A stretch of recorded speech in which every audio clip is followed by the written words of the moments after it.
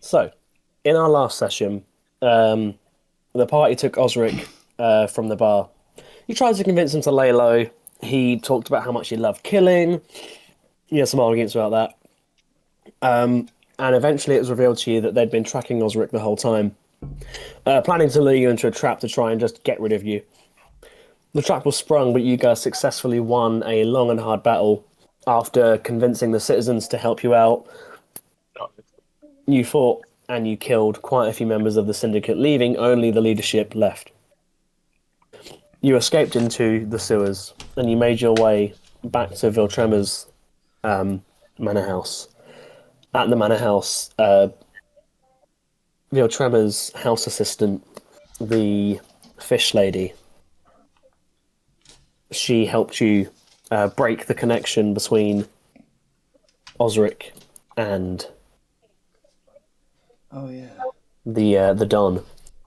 So now he's not able to be tracked. And at this point, you got to the door of the manor house, and that was where we ended the session. She gave me some kind of advice as well. I can't remember what it was in terms of Osric. She said It might have that just. she said that he is a broken and fractured mind, and that the only cure for this is time, love, and patience, and that there's nothing magically broken about him. He is just in need of time. In terms of things that you guys have earned over the last few sessions, you got a dice that when you roll it, lands wherever you want it. Is this like a collectively owned thing? Well, no, this is what you picked up, Gristle Tongue. Right. So whenever we do anything in the game and we have to roll a d20, can we roll it with that dice? And then, yeah, Gristle Tongue, I think you basically looted everything in this session. You picked up some poisons and there's a a mace. dice called. Yeah, I didn't do any looting. There's a dice called Charlatan's Dice. Yes, yeah, Yeah. and then you picked up the Mace of Pestilence as well. Yeah. And Garen picked up a big old blunderbuss from Hippo Man. I don't think I got anything, did I? I don't think I did. No, but you are sitting on a lot of gold, aren't you? So, and some platinum. Yeah, we're Yeah. loaded at the moment. Hey, For the feat, you like what is it called? Introductory feat or whatever it was. You the told origin feat, yeah. Oh, fuck, yeah, what was... as a placeholder. I've just picked some random spells for today, and then I'll pick properly next time. Okay, I completely forgot what I picked. it's So fine. I've got- We can... I picked Savage I didn't get Attacker, a didn't chance I? to look at all the Yes. different spell lists. Let me go Although over I'm these things, probably I going to don't go remember with this. Wizard. Oh, you're going to Magic Initiate, and you're going to pick the Wizard spell list. Yeah, just because that has prestidigitation, which was you told me to take it anyway. I said it as a very good spell that does a lot of the tinkery things that you enjoy doing. Yeah. Yeah. I haven't read the And new... for today, mending, but I might change that one. And then I there's haven't my read the new... alarm. Oh, you haven't read the updated Soul Knife? No. The main thing is the updated Rogue has loads of abilities that just help you get advantage on attacks. So whereas before you were entirely dependent on basically hiding to get your your advantage, you now have abilities that help you do that.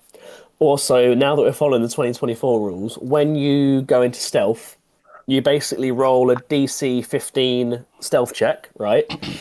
If you hit that DC 15, and as long as you're in cover, you gain a condition that's called invisible, and basically that gives you advantage on all attacks, and enemies have to beat your stealth roll to see you at all times. I think if you make It just means that the way stealth works is easier. Is this from like a level up from 4 to 5? No, this is just I'm slowly converting us over to the new 2024 rules because they're a lot better. Okay. Do we level up from last session? We did, yes. Yeah, because I've got like an extra attack thing now. Yeah, so it means whenever you take the attack action, you can attack twice. Okay. So I've got whatever level 5 is on this new Cunning Strike. Cunning Strike is a really good one, if I remember correctly. You can add one of the following Cunning Strike. Each effect costs a dice, which is number of sneak attack damage. Dice you must forgo to add to the effect. You remove the die before rolling. The effect goes immediately after attack damage. For example, if you add the poison effects, you remove 1d6 from sneak attacks damage before rolling. If a cunning strike effect, poison. Add toxin to your strike, forcing the target to make a Constitution saving throw. On a failed save, the target is poisoned. Condition for 1 minute. Poison is really good. Poison gives them like disadvantage on all their attacks on loads of stuff. Okay, so if I want of a sneak attack, instead of just rolling an extra d6, I can do one of these things instead. Yeah, you can take away one of the dice and do one of these things as well as your damage. So let's say you roll five. Let's say you roll 5d6 for your sneak attack, right? If you want to also poison them, you can make it 4d6 and the poison effect. Yeah, that does sound pretty good. Yeah, and then you get uncanny dodge as well. So whenever an attacker attacks you, you can use your reaction to half the damage against you. Oh yeah. Yeah, which is a feature that is cool. which is in Baldur's Gate as well. Uncanny dodge. As a person that permanently has a Starion in his party, I do know that. I can just do that every turn then, can't I? You certainly can if you save your reaction. The other update was that I'm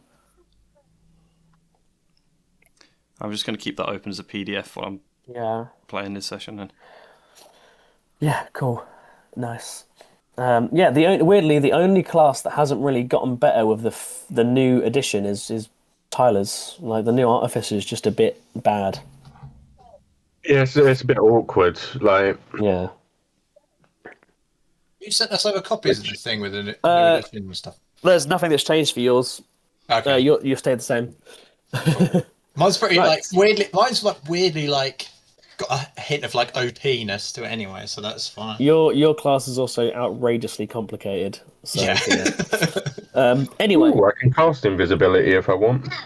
Anyway, so as you arrive at the doors of the manor house, you are greeted by Alvander Viltrema's house car. She walks you into the house, and both Sylvain and Viltrema are standing in the entryway. They say that they wish to speak to you before allowing you to have any rest. They usher you into a small parlour off of the main corridor. As they lead you in, before you even get a chance to sit down, Alvander Viltrema just says, "So, any updates? What's happening?" Where do we start?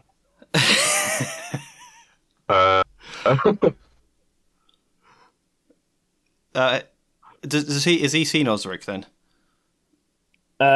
He's been filled in on the situation. You can see he's not surprised by your brother. By the way, remember Osric is unconscious at the moment, so he's been carried into the house. You see, as you're in the parlour, you see 4 or 5 servants struggling to drag him through the corridor, and donks his head on the stairs as they sort of drag him past, and they're it's really fucking heavy, dragging him through. And he's not fazed by this at all. He's just Yes, a good place to start would be asking how much you know already, so we can fill in whatever's missing. All I can tell you is that the overlord of the city, Valaneth Galadur, he is watching this situation with keen eyes. In fact, all of the lords and ladies of the city are. What's about to happen with the cusp of this big power shift in the city? All of the lords are watching it, waiting for a chance to swoop in and fill that void. As we've said before, we can't have a void. We need to fill it ourselves as quick as possible. This is a taut situation. I've heard about the rebellions. I've heard about the citizens fighting back. The whole district is barred off now. No one's in, no one's out. Soldiers are just holding the gates. It's a pressure cooker in there. But what has happened on your end? Does that mean this is a good time for us to strike further then? Well, if you're worried other people may come in and take the vacuum of power. Well, that leads me on to my next thing. And then he goes, Sylvain? Sylvain goes, get on gone. I have a mission for you. Yes. I like the idea of like Convenient. if Garen's character actually just started getting appendicitis and then he had to go to hospital in the game. Oh no, my tummy hurts. He says, He has to go to hospital instead of turn to the surgeon who's right next to him. Yeah. yeah. This is one illness we cannot heal with magic. Appendicitis. Or actual surgery that I'm qualified in. Gellingon, we'll be ready to make the final assault soon. But I have something that needs urgent attention. You will go off with Flower. You will do this tomorrow. But we should go. We need to discuss. And they go off into a different room. And you hear sort of whispering from the other side. You go, and then the Lord continues. We wish to make the final assault. We wish to take on Il Mercato now, but we have one issue. No one knows where his hideout is. No one has a clue. I thought he was Give at you the an top idea the of tower. where to start, but no one knows where he actually hides. Do you have a rough idea? I think your best bet would be to try and shake down any remaining enforcers. Just With quick, just for clarity, is this referring to the guy we used to call Donald, isn't it? The guy you've been calling Don Vidal Il Mercato. He says, I would So he's not at the recommend top of the tower. I would recommend going back to the sewers, and he pulls out a scrying orb and shows you the sewer chamber. And you see now, he holds it closer to you, you see Devra in the chamber you left her in. She's no longer in her bindings, but she is still there. Skeleton. She's no longer bound, but she's still there. And actually what you see right now is the bodies of Winona and Tossalo that you brought into the sewers of you. She is meticulously dressing their bodies. And you see she's using magic to create flowers and placing flowers around them. Just sat there by herself in the dark. How can you see this? Scrying orb. He's That's kind of scrying. handy. I forgot to bury them then. Yeah, you just left their bodies in the sewer, yeah. See, boys, we can't trust this one. While we're gone, she's playing with the dead. Oi, you're supposed to be tied up.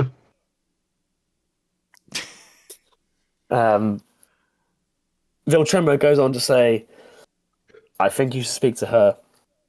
With their leadership so hollowed out, only the big three remain. She might be the only person that knows where to go, where to start to find his hideout, and she might know just where to go. So the thinking is, if we can find and kill Donald, that's the rest of the Il Mercato will topple then. But without their strong power, a few players might try and fill that vacuum from the syndicate. I'd imagine they'd splinter off into their own faction, but they would be disorganized. With no funding, no higher up view on the structure of the business, it would not last long. And it wouldn't take us long to flush the rest of them out if we took that seat straight away. And what do we do if they surrender? What if the Don surrenders? No, after we kill him, if the rest of his people surrender. I'll leave that to your fine judgment. They could be killed, they could be pacified. We can become the head of the El Mercato. But, it depends how much of the old leadership structure you wish to leave in place, or whether you wish them gone. Well, I know what I feel. I would like them all dead. This seems like a bridge that we cross when we get to it. We've still got quite a lot to do. You should go first thing in the morning. But now, and he looks at you all covered in blood and wounds and says, you need sleep. We'll start in the morning. By the way, just segue, did you all roll your new hit points to your now 5th level? So have you got the extra 1d whatever hit points? Because if you haven't, roll those now. Don't remember rolling it. Yeah, Mine 'cause says 29 max HP. I don't know if that's accurate or not. I think 29 was what I had you on when you were level 4. Let me check. I'm at 50 now, so I'm guessing I've gone up. Okay, mine's probably a bit higher then. I mean, I know you got more constitution, but yeah, I've got you at 29 for level 4. So you need to roll another D8 plus D8 plus constitution. And then Tyler, have you already done yours? I don't think so. What did you have me I at had you on before? 38 max for level 4. Is that from the picture I sent you earlier, or is that? No, that's from my records from before. Okay, cool. I 38 max. need to roll then. So yeah, you need well, I to rolled roll. a 2, Um, so I'm now on 32 in total. so rather than doing that, what you do for hit points is you roll with advantage. So you roll 2 die, take the higher of them. Okay. Okay, I'll take that. All right, that's a 4. So plus 1, 5 extra. 5 so hit points. Okay. 34. 34 hit points. Lovely.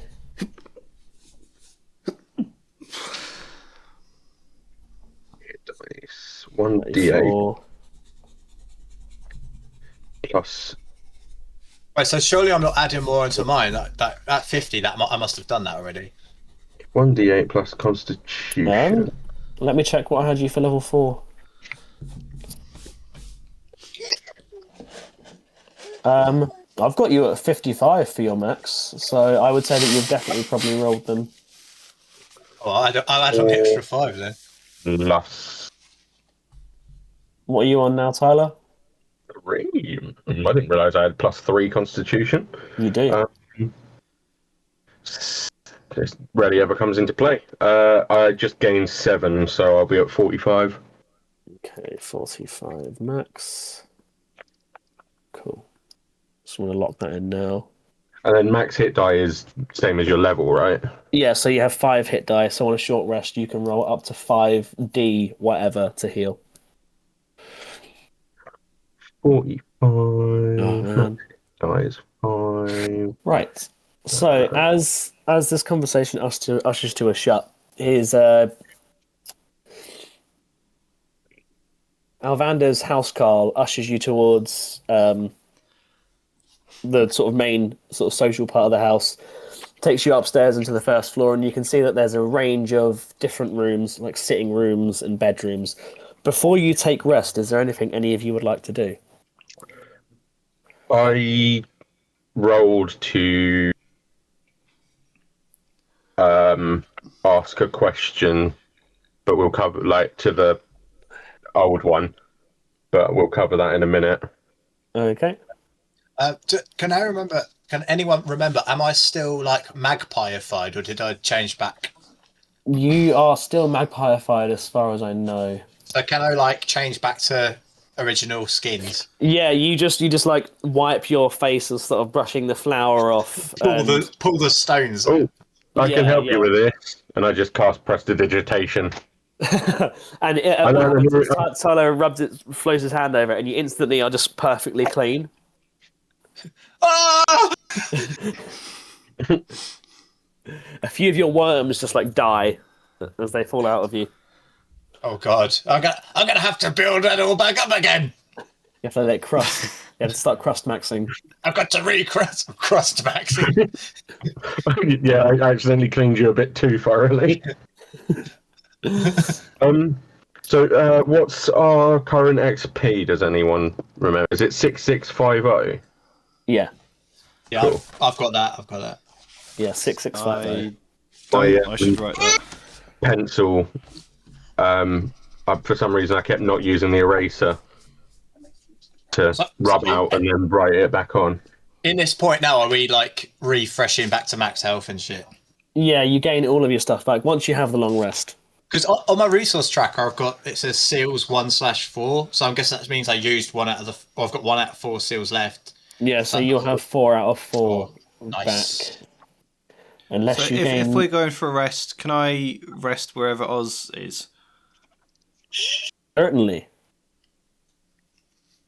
Yeah. Both stealing each other. So you get taken to an infirmary style room with a couple of cot beds, and you see that there's a nurse there just tending to him and making sure he's comfy. And he's on a bed about big enough for him. There's a chair and a desk just next to the bed. Is he asleep? He's unconscious. How I'm just big going to try is and Oz? Like, settle down next to him and sleep there then. Okay. is he bigger than like all of us? He's a tank, yeah. So I just like imagine that he's on the bed, but he's like over the ends of it, and like the bed is like small underneath him. Sort of feet reaching down to the floor. Literally, like for the animated series image in my head of what that scene looks like. He's just like tiny bed. He's just like crushed it over the top, and like they've got the one nurse there just like dabbing a tiny patch of his like leg. Yeah, he's a big boy. He's a big boy. Okay, so you're gonna settle in there for the night, Garen. Gristletongue. If I'm like demagpied, then I guess that's sort of it. Then that's all I really want to do. Just change back to the original skin. Okay. Just because I keep forgetting that I changed into looking like the magpie. So when we're going through scenes, I'm still working through them as if I'm like not in disguise. So if I'm not in disguise, that makes more sense in my head. Okay, cool. Where would Gristletongue settle in this massive mansion? Where do you think Gristletongue would find himself to try and settle down for the night? Has it got an on-site bar? You have a look around for about 10 minutes, and in one of the guest rooms, you find a relatively not in good service bar room. You can tell that at one point it was used for entertaining, and there's some sort of games tables that are dusted over with sheets over them. Yeah. There is a bar. You try some of the pumps, and just nothing comes out. There's nothing connected. But underneath there, you find a bottle of whiskey. Crisis. You find a good bottle of whiskey. Okay. Well, I'll say. Oh, that'll be my nightcap. Yeah, you chug down some of the whiskey and slowly start to fall asleep. And Tyler? Whatever room they guide me to, I guess. So they take you to a generic guest room. It's very well made up, nice purple bed sheets. Would Tyler be like, character-wise, would he kind of be wanting like a luxurious room? I imagine most things are luxurious in this house. Yeah. Yeah, fair point. To be honest, it's been such a long day. I don't think I really care. Yeah, they take you to a well-appointed guest room. It's got a lovely four-poster bed, dark purple bed sheets with gold logos on them, some fresh flowers in the room. TA4. And the house card goes, "The room's yours for the night. Anything you need?"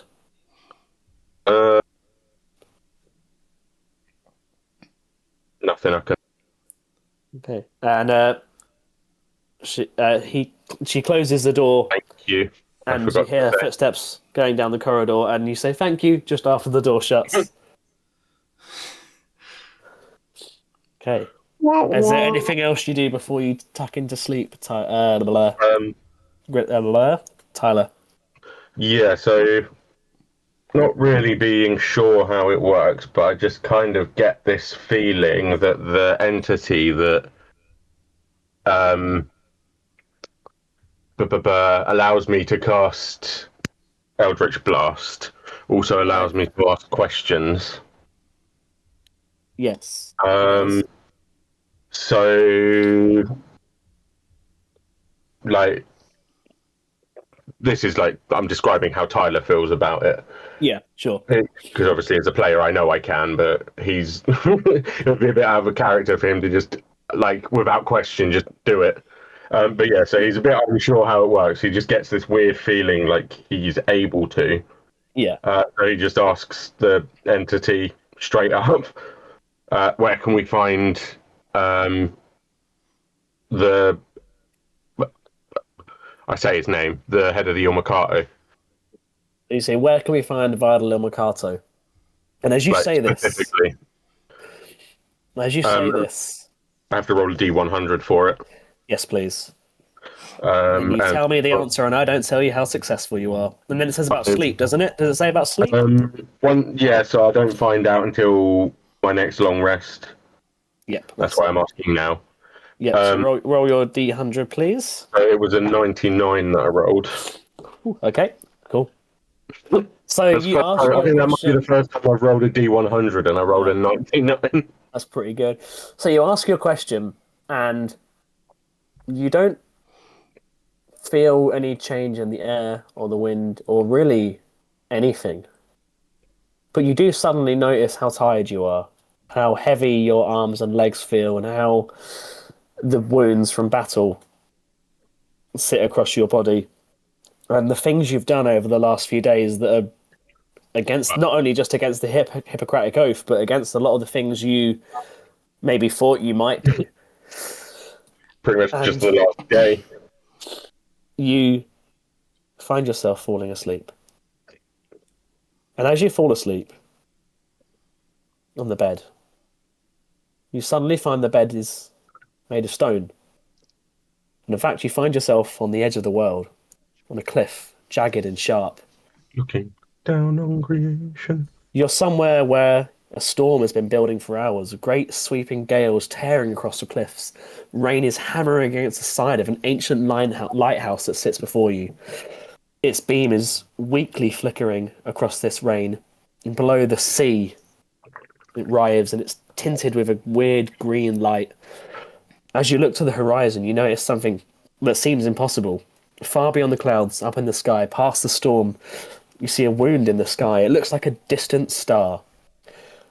You notice it's stretching, it's thin, it's trembling. There's golden light being pulled out from it in strands.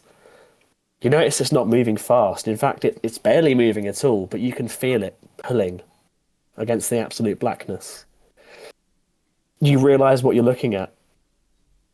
Like a glass under flame, this is a dying star being devoured by another already dead star, being drawn out thread by thread over the course of millions of years. For a moment, the storm goes quiet. The wind goes still. And the green light of the sea mirrors the glow of the star above you. The air starts to feel charged, something terrible. Suddenly a rumble of thunder. The sea roars back to life, and a voice is heard. Almost like an old friend. This knowledge is not forbidden, little spark. It is simply unclaimed. Take it. All it costs is the courage to see. And the light swells, the voice grows distant, and then you see a door before you. Wooden, with a handle like it sits in the Shade Warrens.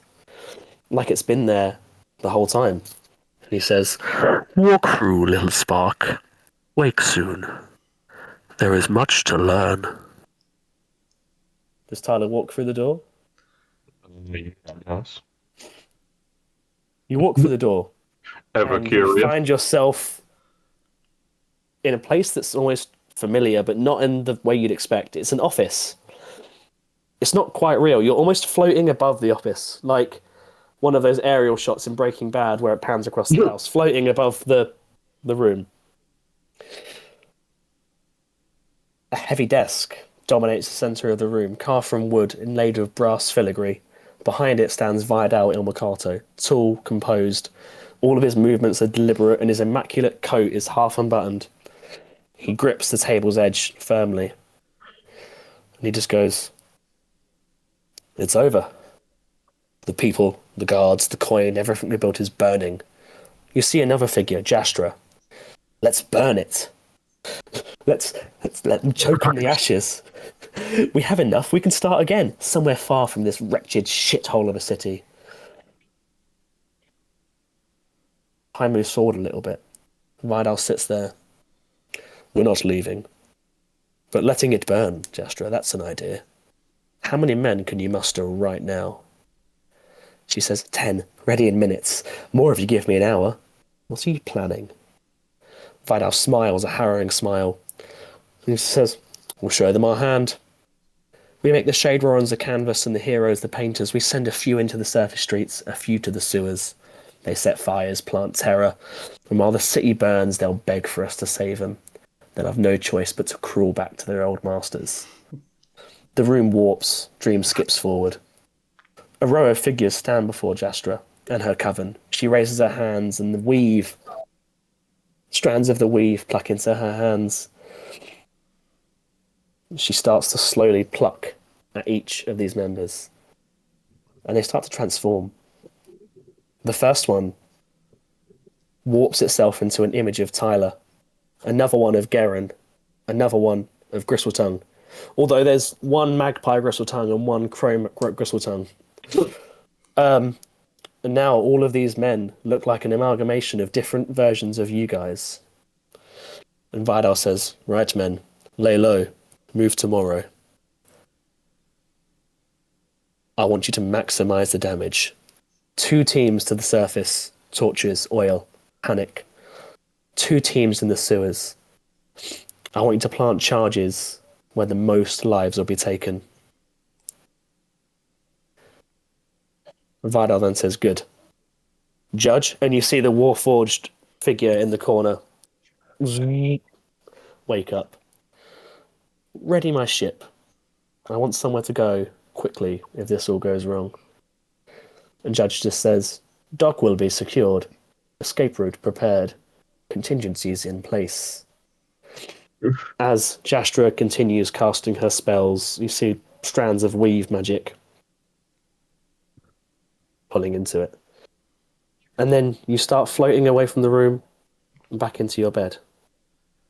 Did I see any other giveaways in the Shade Warrens other than a wooden door?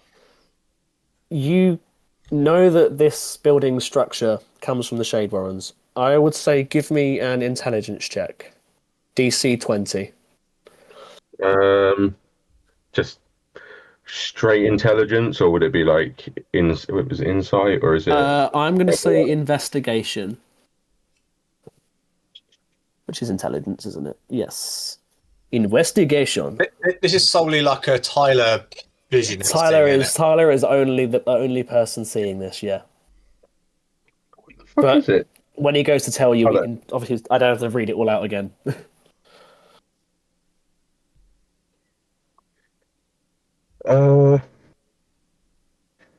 Investigation. It's intelligence. It certainly is.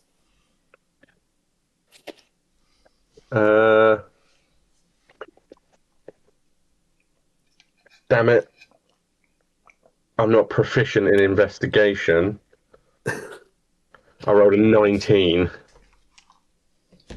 You rolled a 19.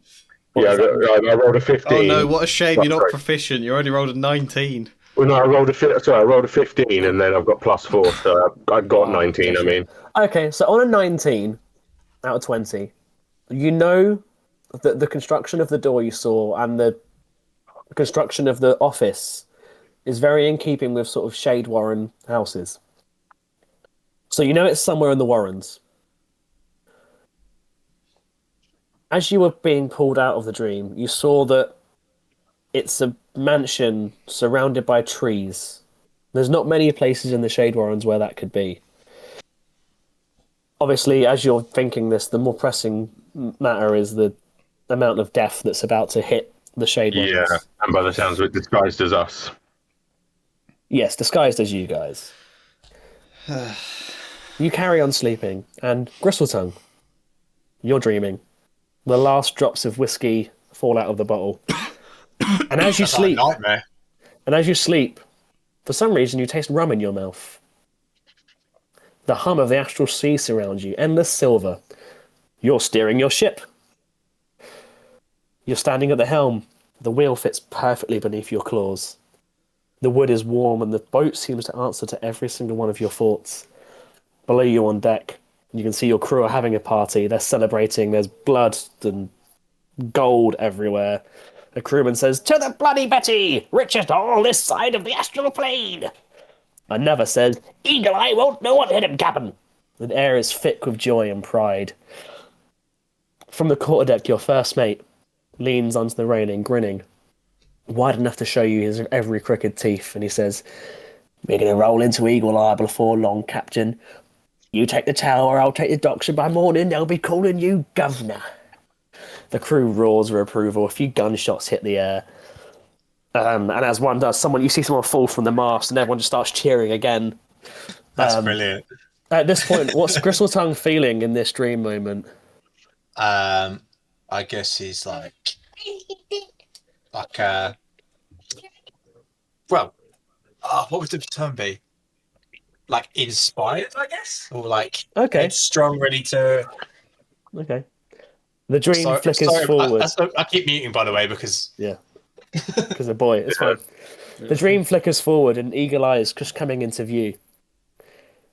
You bring the ship in and your raiding crew run into the town. Torches are ready to raid. You blink again, and another moment. You're stood by the tower. Your crew's nowhere to be seen. But Duke Esmond Kendall's there, with a pistol to your head. And you remember something that you didn't remember before. Your first mate is standing next to Duke Esmond Kendall, clutching a giant case of gold. That fucking bastard. And then you wake up. Yarrick. Is that So is that like a memory-based dream, or is that like it came about in the dream? Make me an insight check, please. That is a wisdom roll.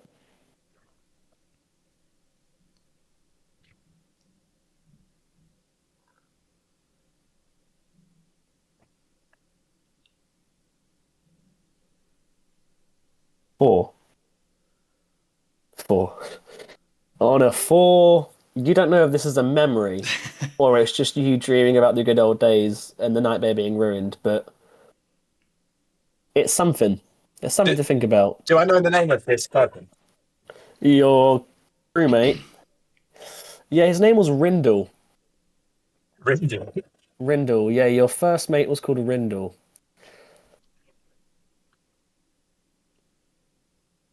Yarrick, as you sit next to Osric, start to feel yourself falling asleep.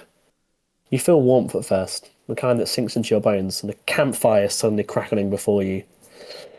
And there's orange light flickering above the faces of those you love the most. You're on Quirrell, dreaming of a moment that never happened. You see fields rolling around you, emerald hills, their tall grasses bending and swaying. The sky is a soft violet. Beneath it all, you can feel that constant tremor of the earth. Something that feels like your own heartbeat. Your father, Domizic, sits across the fire, his furs silvered by time and ash, and he stirs a blackened pot with a wooden spoon. Beside you, Osric laughs. A laugh you've not heard in years. He's trying to skewer a slice of meat that's fallen into the embers. And Osric says, 2 weeks! The elder says 2 weeks, that's a lifetime, isn't it? Maybe this time it'll just be a quake and not another storm. Your father laughs. Or maybe both. You remember the year the ground split and the sky burned? You thought the world was ending then too. He just looks up. But it didn't. It never does. Zorfaz takes, and then she gives back. The train of half the Wilharts lie just beyond the firelight, a dozen homes on great wooden wheels, their lanterns swaying in the breeze, the faint jangle of hanging charms and trinkets filling the air, one clinking with the rhythm of the ground. Osric says again, the elder says we've got 2 weeks. That's maybe enough to move before the next one hits. Maybe even north. See the crystal valleys before they crack again. Your father just laughs again, shaking his head. Always chasing the quiet places, aren't you? There are none on Quirrell. The world moves, and so must we. For a moment, the earth stills. In your dream, would Yarrick say anything at this moment? I'd probably try and comfort Osric's idea and tell him when he'd get a good chance to see it. Okay. 2 weeks, was it? Domizic says. Plenty of time.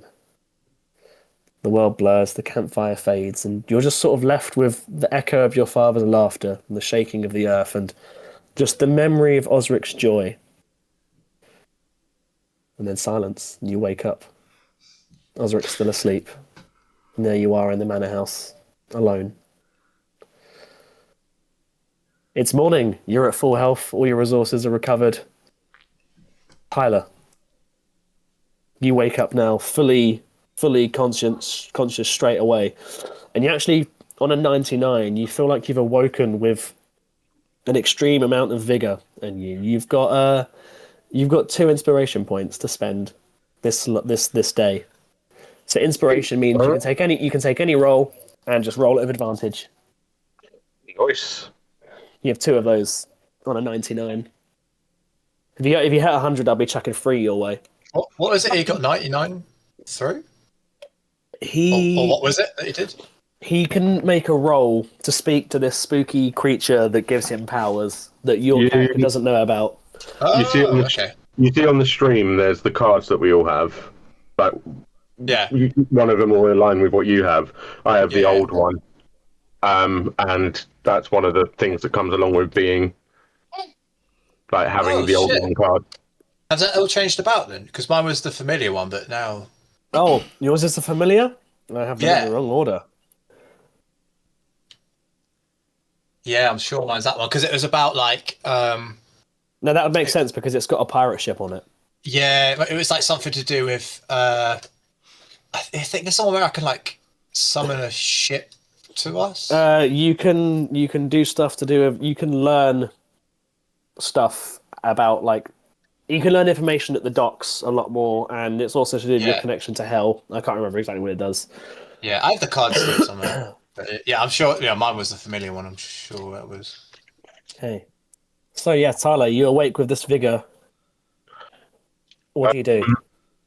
I prepare my spells for the day.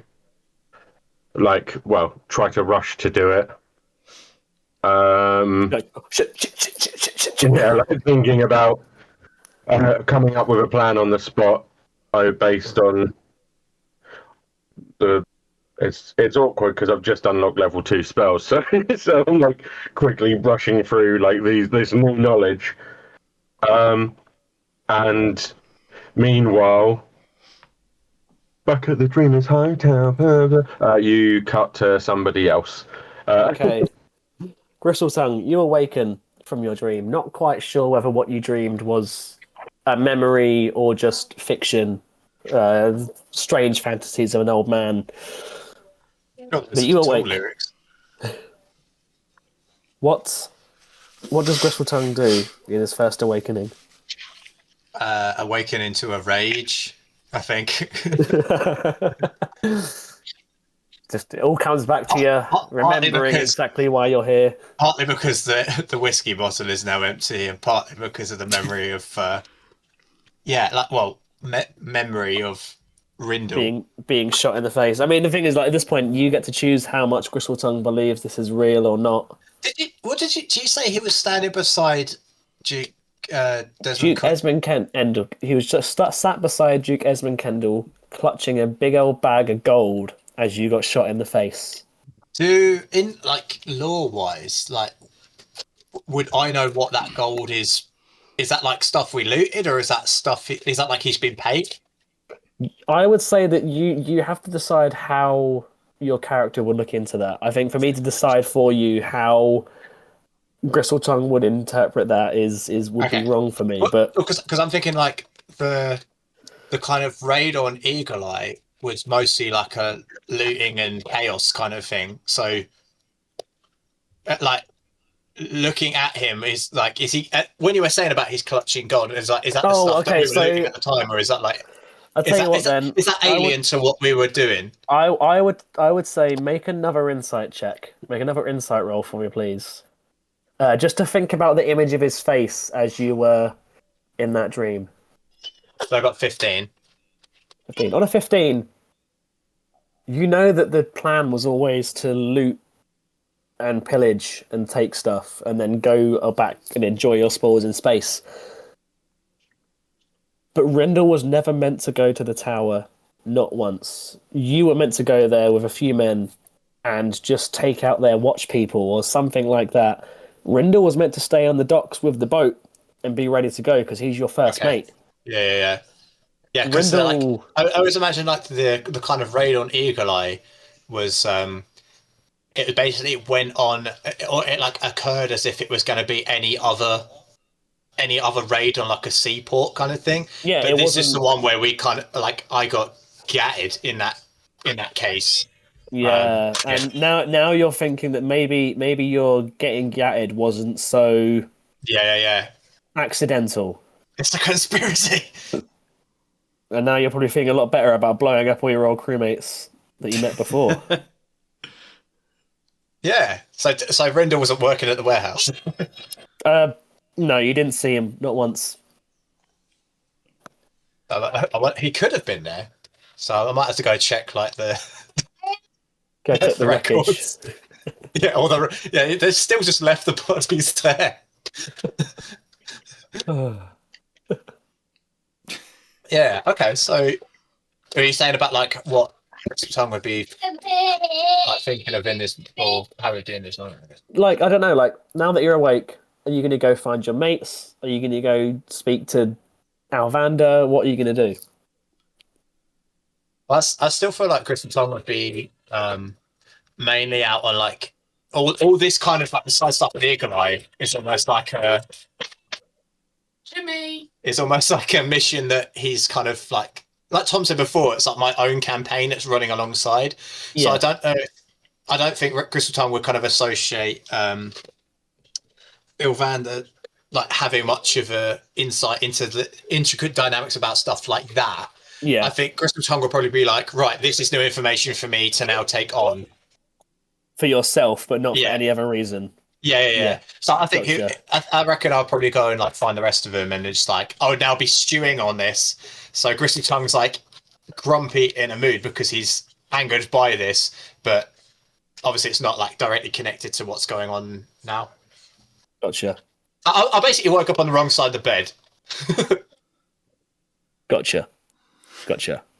Understood. Right. So you're really grumpy. You go into the main corridor, and at the moment, none of your mates are there.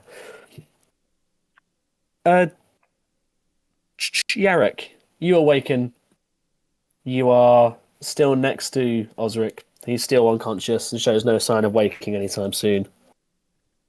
What do you do now that you're awake? Well, I think I'll probably be in a pretty somber mood after that. Can I just? So I mean, I know he's not going to wake. Then that's not like. There's no point waiting for him to wake.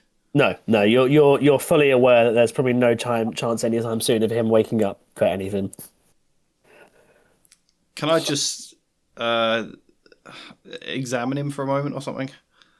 So you look over your brother and you see he's not in his armor anymore. You can see his white fur is covered in scar marks and like bite marks and claw marks from where he's been fighting both humans and monsters in the arena.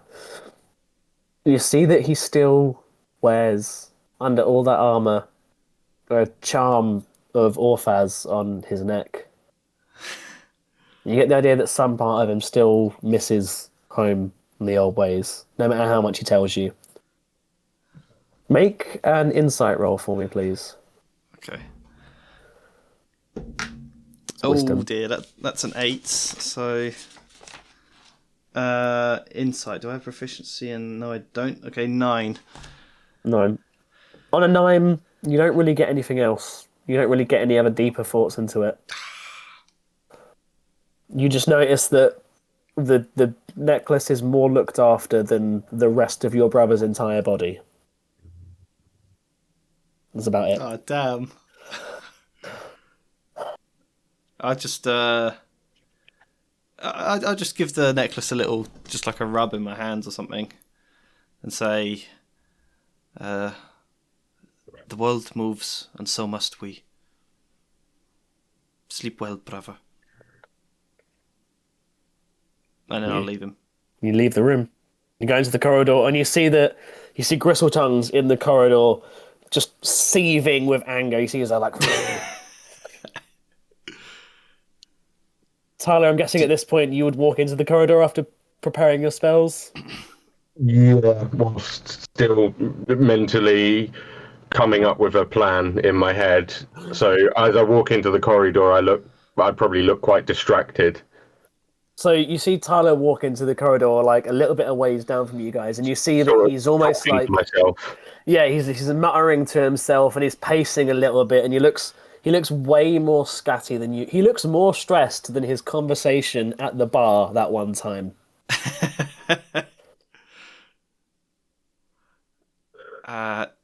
I get the feeling neither of you slept particularly well. I think I slept pretty well. What I dreamt about. No. Oh, no, I don't want to hear what goes on in your dreams, thank you. I I'm think quite you want to fine. hear about this one, but it's probably best if we take it to the Lord of the Manor. Ilvander? Alvander Voltrema, yeah. Yeah, Viltrema. I just maybe had a touch too much grog and sent me in some strange pathways in the mind. So you head downstairs and you see that the dining room where breakfast is being served. You see that Sylvain isn't there, nor is Garen, and you see a almost like a not a greenhouse. What's the word? Conservatory area off to the back, where all of the denizens of the Lonely Mercane are there having some breakfast and chatting and laughing. At the main dining table, it's one of those ridiculously long dining tables that you get in manor houses, and Viltrama's sat at one end by himself. He's just got a boiled egg and a single slice of toast and one glass of what you could assume is some kind of. It looks like medicine. It's like purple, thick liquid in a glass. And he's just sat there with a single candle on. All the curtains are shut. And he's just brooding away like a sad little emo. And he goes, welcome. And he gestures to four seats out of like the 20 seats on this table and goes, come, sit. What would you like to eat? The Gristle Tongue will have whatever the equivalent is of what I'm at the moment, which is having. You go. It's a very strange mix, but it's I want some energy, and also I want an upper and a downer. The assistant instantly brings out a glass of wine and like a shot of coffee, and just puts 10 sugars in it, and goes, like, puts it in front of you. That literally sounds like something they would have probably had in like the 1600s, like cocaine medicine. Any of you guys answer this question for breakfast? Yeah. What's a typical sort of thing I would have eaten on Querial then? Like, I suppose in grasslands that probably would have been like animals that you'd hunted, and like vegetables that you can grow in like window boxes. I'd imagine all of your caravans would have like window boxes that you grow like stuff in, because you're always moving. You're never farming.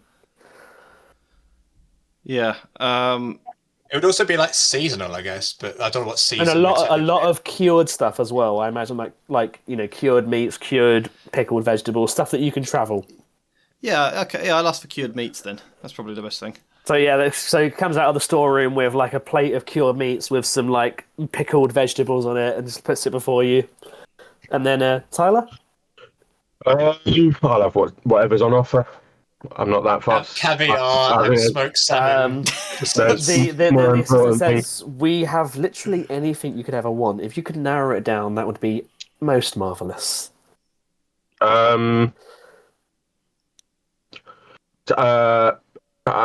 A breakfast drink of some variety.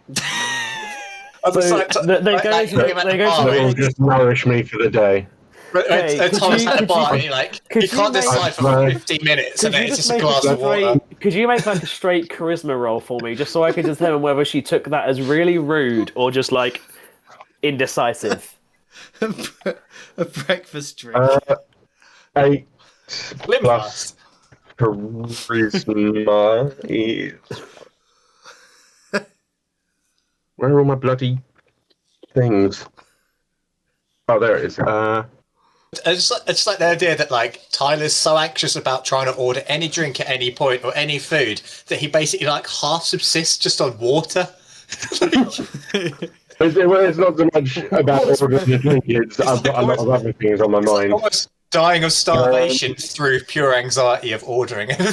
I do say as I'm trying to I've got some like important business, so I'm to describe. So yeah. I don't really know what was your charisma roll? It was an 8 plus -1. So 7. Yeah, so she goes to the kitchen, and you hear like you don't hear her say anything, but you hear like crashing around, and then you hear like the equivalent of like a fantasy version of a blender, like comes back, and she puts a drink before you, and you give it a smell, and you realize it's like there's like bacon in this, but also eggs and porridge. And it's sort of like a mix of breakfast food just blended into a paste. Could I say I would also like to order one of these breakfast drinks of some kind? It's liquidized for You English. see this like this maid has like a vein on her forehead, and she goes, "Of course, sir." This time you hear the crashing about way louder. Comes back, puts a drink before you, and a little bit spills on the table. And at this point, Alvander just clicks his fingers, and a different maid comes and replaces her. We stressed her out of existence. Just like that, even in our campaign, her a ordering job. fucking breakfast is this complicated. I guess I take a swig of my breakfast smoothie. And I Roll say, Constitution. It's surprisingly nice. Oh shit! would have thought it might be. Well, it's just a full English chewed up already, isn't it? So Yeah, basically, with a bit of porridge. all combined. Regurgitated from an owl's mouth. They're like in care homes. Maybe that is the fantasy version of London. They've just got an owl bear there, just chewing it up and spitting it back into them. Silas just being fed like a baby bird. The table. I need a pee really quickly. Okay. It's making it hard We'll to get do after that. together. Christ. I'll go as well then. Might as well. Yeah, now's as good a time as any. I'll go for a wee as well. All right. Come on. Adjourn in 30 seconds. Yeah, resume in 30 to 50 seconds.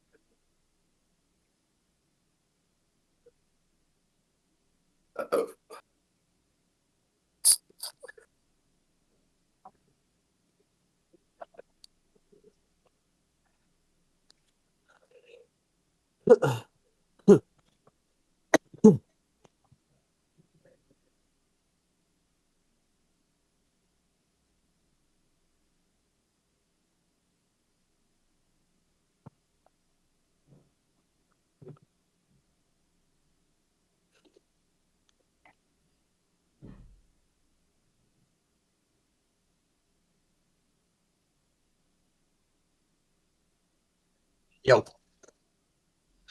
So, Tom, are all the preparations for tomorrow done? Alright. I've got to do some cooking tonight. We've ordered loads of the sandwich platters from Sainsbury's, so I'm going to go pick up those, and then we've got to decorate. But yeah, mostly all good. Nice.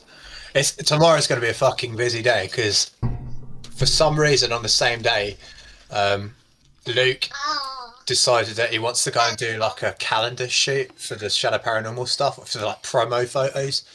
And so we're doing that in the morning at Little Cornard Church, and then Sophie's taking us back from over there to Haverhill. Then we're getting to the party for about 12, and then I've got my mum coming and picking us up afterwards at like 1:30, 2ish, to then take us back because then I've got to sleep then to go to work that night. Oh, brutal. Yeah, but then depending on how it's going, we might try and stay longer at the party, and then I'll just like stay up and go to work that night and go through. Fair. Oh, did you see my message about my 30th? No. Oh, so I've just asked everyone if they can try.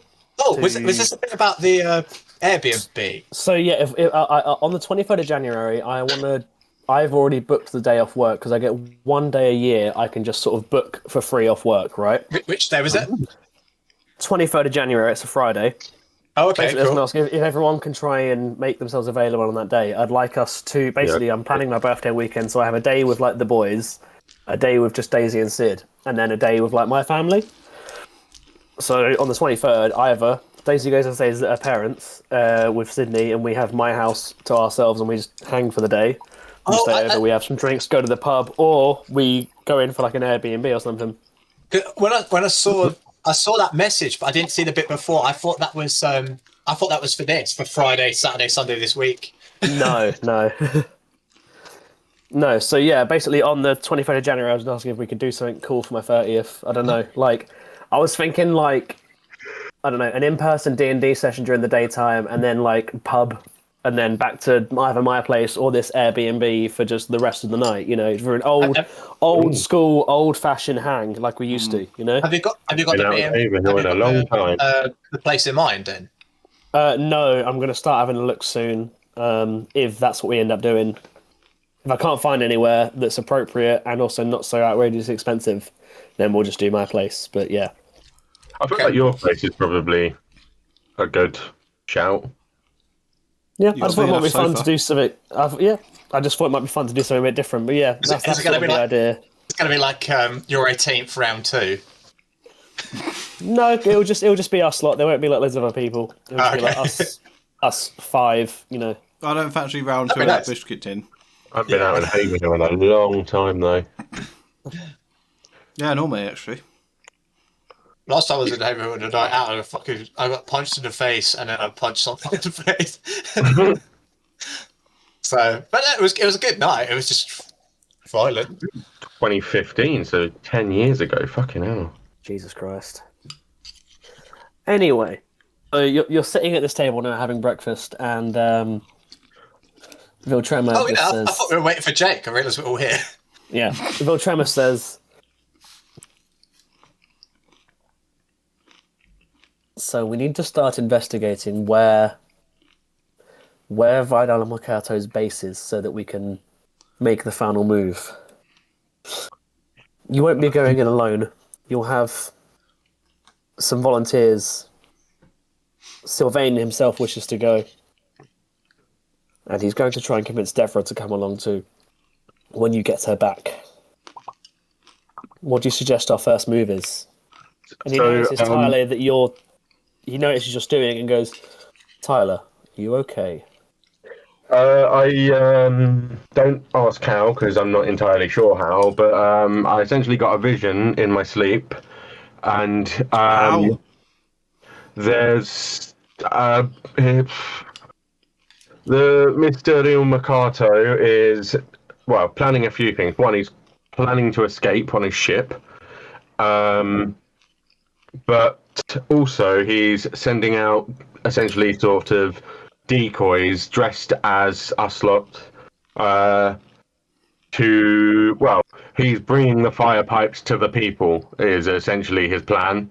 He's sending them out dressed as us in order, or disguised as us in order to set fires all over the Shade Warrens, so that if all goes to plan, they come in and save the people, and the people then choose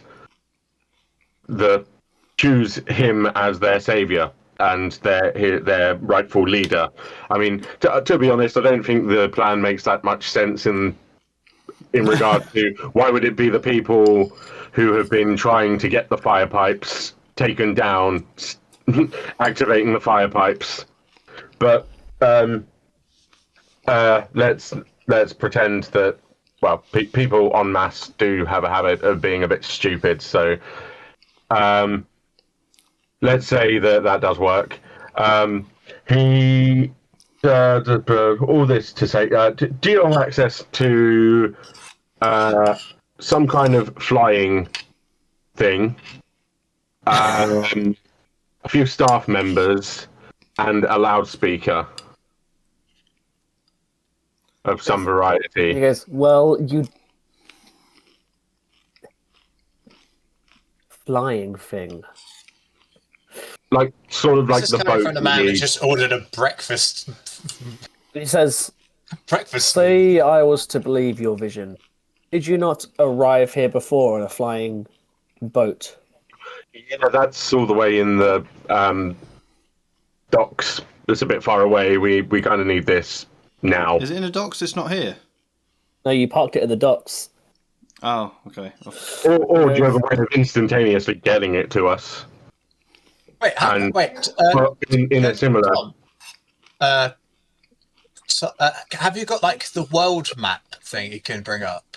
Oh, Because like through the geographics of the place that we're on, can we not just like go off the top and around to the docks?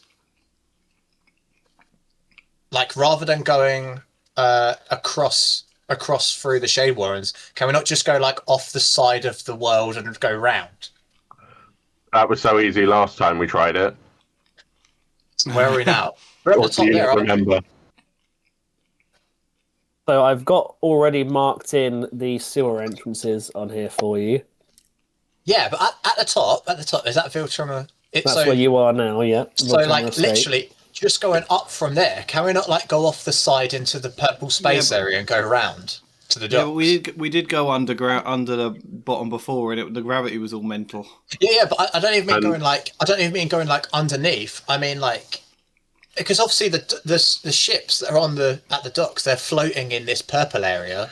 Like, can we not like take some sort of transport off the side and go around to the docks? If we had that transport, we wouldn't need to get to our boat because we already have the thing that's required in order to get to the boat. Like, if we had transport to get to the boat, we'd already have the transport we need, so we don't need to get to the boat. He says, If that makes sense. Viltrummer says, I'm not sure what you're trying to hint at for plans here, but let's say I believed your vision. So essentially, We still need Devra. We still don't know where El Mercato lives, where he habitates. so in this there was some kind of mansion in the Shade Warrens, but I don't know the Shade Warrens well enough to know where it could be in there. But if you know the Shade Warrens or anyone else here does, they might be able to help. But he was behind a wooden door with Jastra. And he goes, "These bombs they were placing, did your vision show us where these are going to go off?" He mentioned the sewers, the streets, just anywhere that would deal the most damage and cause the most harm.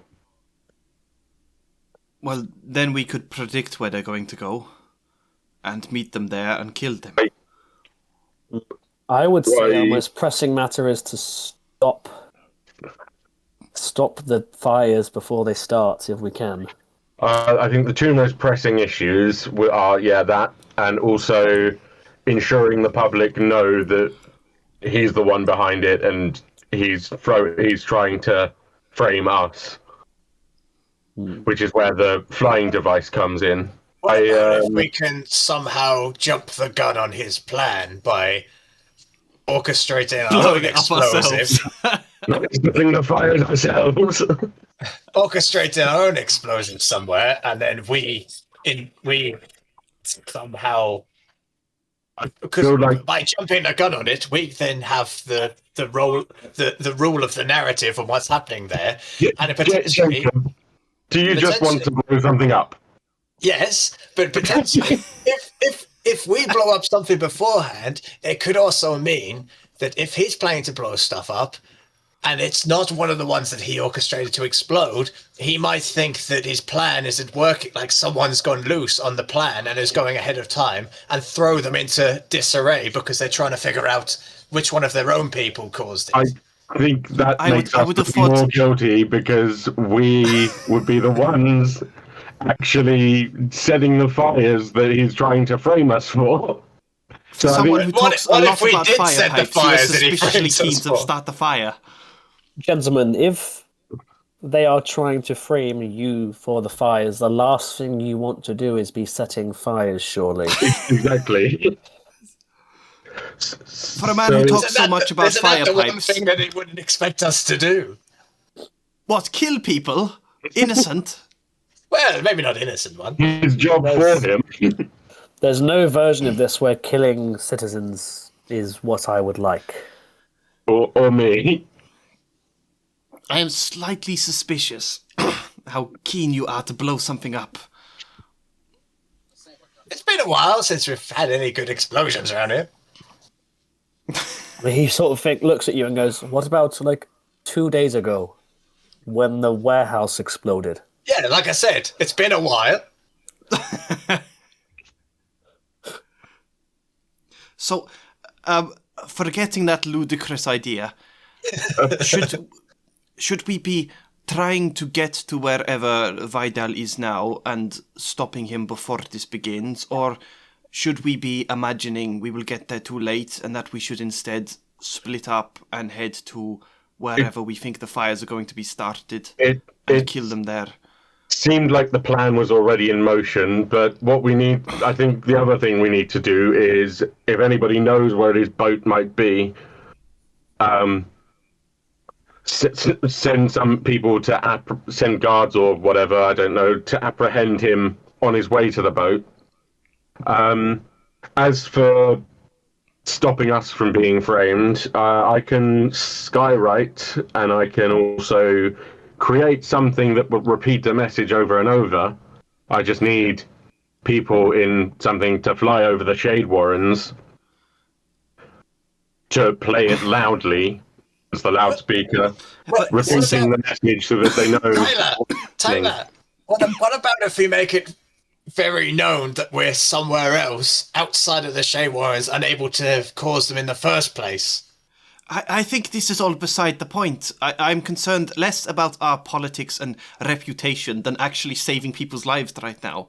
Yeah, we need to obviously figure that out as well, but... Sending a message won't prevent the fire. Yeah, but the sewers... This will be happening simultaneously with us actually going to stop the thing. That's why I need Viltrum's staff members to be sending the message out, whilst we're actually actively in there fighting. We're floating over the top of the fires going like, that's not us! That's what I'm doing now. And it's like the fires that's just going. Phil Tremor puts his hand up, and all of a sudden the fire candles in the room go dark, and his presence grows, and you see he's casting. You see he's casting a cantrip here. I forget the one that you had, Tyler, as Liturgy? Raffi. Yeah, casting thaumaturgy, and he goes quiet. My biggest concern is you mentioned the two in the sewers. If they blow up the sewers, it won't just be hundreds or more in the Shade Runners that die. It will affect the Mid-City, the Shade Spire, the Dawn Spire, everything. The lake that flows into our city, the Everflow Lake, is it's constantly refilled by a portal into the plane of water itself. If the sewers blow and that water source is contaminated, then we're without fresh water or uncontaminated water for a long time, and the whole city goes to shit. Will he not end up like killing himself doing that? By this point, He's sending people in. I care not to pontificate on the mental state of Ilmakato. I know you need to save lives, and you need Devra to find your way to his mansion. And Okay, so Jacob, do I you don't reckon think again, because If you are he's sending people dressed as us to light the fires or set the bombs, whilst he tries to escape.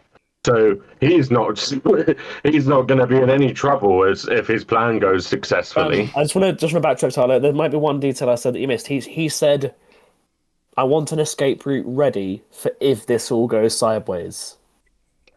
That was escape his route line. in what, for himself or? Yeah. So I just wanted to recut the line. He's not that he didn't say that he's escaping straight away. It's that he wants to have something ready for if this plan goes sideways. Well, either way, somebody should be there to stop him if that what happens. Bill Tremor says, I agree, but we don't know where he or his escape route is. It seems like the best I idea. have a question. Okay, Jack.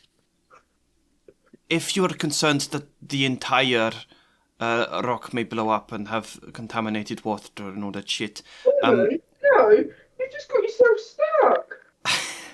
are you able to contact the other lords and things and get... I mean, surely this is a concern for them too, and they may want to weigh in with troops or force of some kind that could help prevent this. I can go and petition the lords.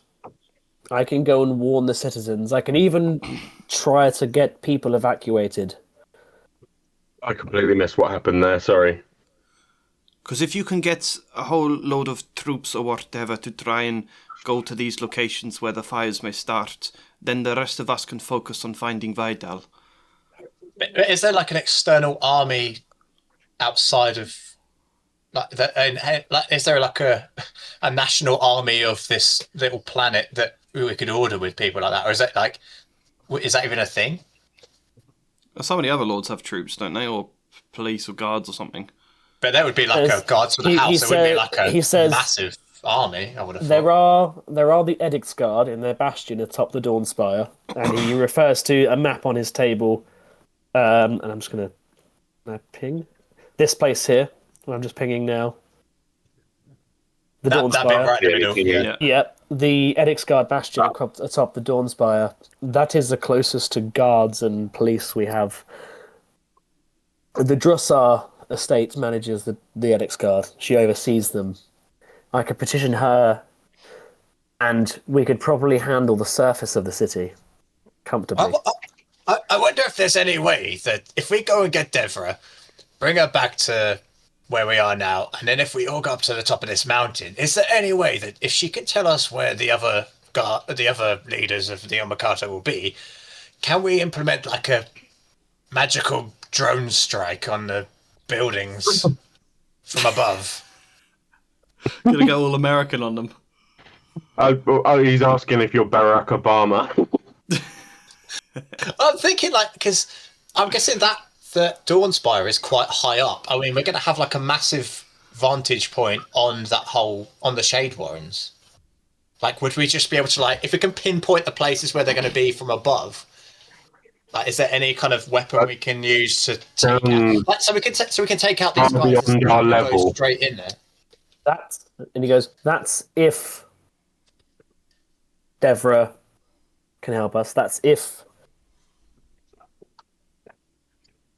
There's so many variables in this. Yeah, we need to know exactly where they are and know they're there in order for it to. Whoops, Leslie, you're on webcam. Yeah, no, that's my duck. I'm just. And it goes up on YouTube, so just ask. Well, That's all right. You can't really see it. We'll just leave and I'll hang on. And I'm just gonna mute and turn off quickly. Hang on, Yeah, no worries. or maybe not. Hang on. So when you said that those guards could help dealing with everything on the surface, does that mean not including the sewers? Exactly that. The people that are in danger are on the surface. If we can get a host of guards, we can handle the surface comfortably. That's a lot of ground to cover. That would be a lot of guards. It would leave a lot of the rest of the city unprotected, unguarded, and unwatched. So our main problem is trying to locate all of the explosives in the sewers. Really, The sewers are a network of tunnels and rat warrens. So A large force just can't police comfortably, you know? is there any way that we can fortify the sewers so that if an explosion did go off, it's contained into sections and like saves the rest of it? Not in the kind of time I believe we have. yeah. But we could There be. is something I do want to address quickly, Yarrick. You said you don't care about the politics side, but the thing is, that's deeply entwined with the rest of it. If they think we're the ones setting the bombs and blowing them up, and then it turns out, and that causes the people to think that we're behind it, and they turn back to the Ilmacato, then all of this will have been for nothing. The Ilmacarta will all be dead. But if the plan doesn't work, and if the people think we're the ones behind it because they can see versions of us laying the bombs, they need to know that we're not the ones laying the bombs. The political side is just as important in this situation. Not if we prevent the bombs exploding. If the bombs do not explode, the people will not know about this. Maybe there's a way that we can intercept people will people that are see disguised versions as of us. us doing it. If we can intercept people disguised as us and take their place, maybe that's the way, and then we just like fuck up trying to do the bombs. Even if nothing happens, people will still see versions of us laying bombs, and if that would. Yes, and when nothing happens, they will think, "Oh, that rumor must have been bullshit." People will have still seen. Yarrick has gone about laying bombs. Oh, really? Well, why hasn't anything blown up? That must be bullshit. Even if the bombs don't go off, they will have seen us doing it, and that's enough to. Who will have done? A few handful of people. The strange old lady he got a blowjob from. At this point, in our story, so that. Fucking hell, I've lost track of my words. It's enough to create doubt in our story in order, and then enough people might turn back to the Ilmacato, and what would have the point of any of what we've done and tried to achieve be? Why are we trying to actively undo? At this point, Viltrema says, Yarrick, your plan. Tyler, I hear what you're saying. Yarrick, your plan. If we can clear enough people off of the surface of the city, there'll be no one on the surface to see you planting the bombs. I like the idea that at the moment already like 2 or 3 of the bombs have gone off during this conversation. We finally go there and everything's gone. I'm trying to explain my plan, and everyone keeps cutting in with questions, and I can't get the plan out. So we've seen you try to order a drink. Flying machine, loud noise was as far as loudspeaker in order to project the message that I'm going to record. But like everyone keeps changing the subject from what I'm trying to say. And and what would the message be that you're going to project? That would be. We'd need to figure out the conciseness of it quickly. Look, my concern here. It would be up to 6 seconds or 25 words, but it would say, "Leave the streets, imposters dressed as us," and the people as the Minotaur and the Crow, and the hero, will be laying bombs.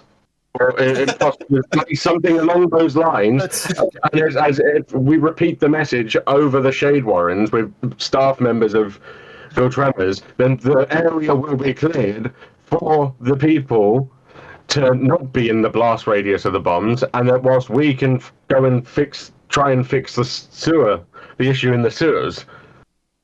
The political angle of this is just as important, because if they have doubt as to who we are, they don't know who we are. If they have any doubt and suddenly think, oh, it was a conspiracy and they were behind the conspiracy, then they're going to turn back to the Ilmacato. We need to get rid of any. The Trimmer says, I can either get guards, to help clear the city. I'm not sure I have anything to amplify a message, but I could get you a single skiff. Like the single small boat. It just needs to be something, even a spell that can make something louder. I don't have anything in. My plan, personally, plan would to be if we can get in there somehow. We get Devra, locate where these bombs are likely to be, and then we go in, either sabotage the bombs, one, or the people that are going to be like doppelgangering us, we find them, take them out and take their place, and then sabotage the bombs so they don't work.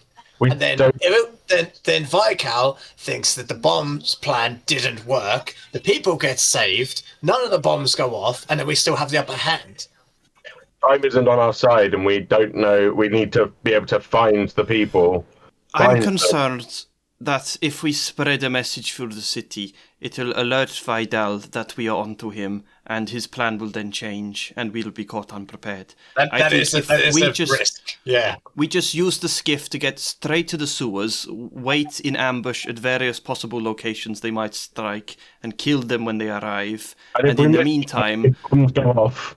In the meantime, all of these guards come into the city from outside, surround it, block possible exits as a result, as well as trying to get people out. And then we give them a chokehold. Well, yesterday people weren't allowed out of the Shade Warrens. Yeah, that's a good idea. Why don't we just get guards to guard the sewers?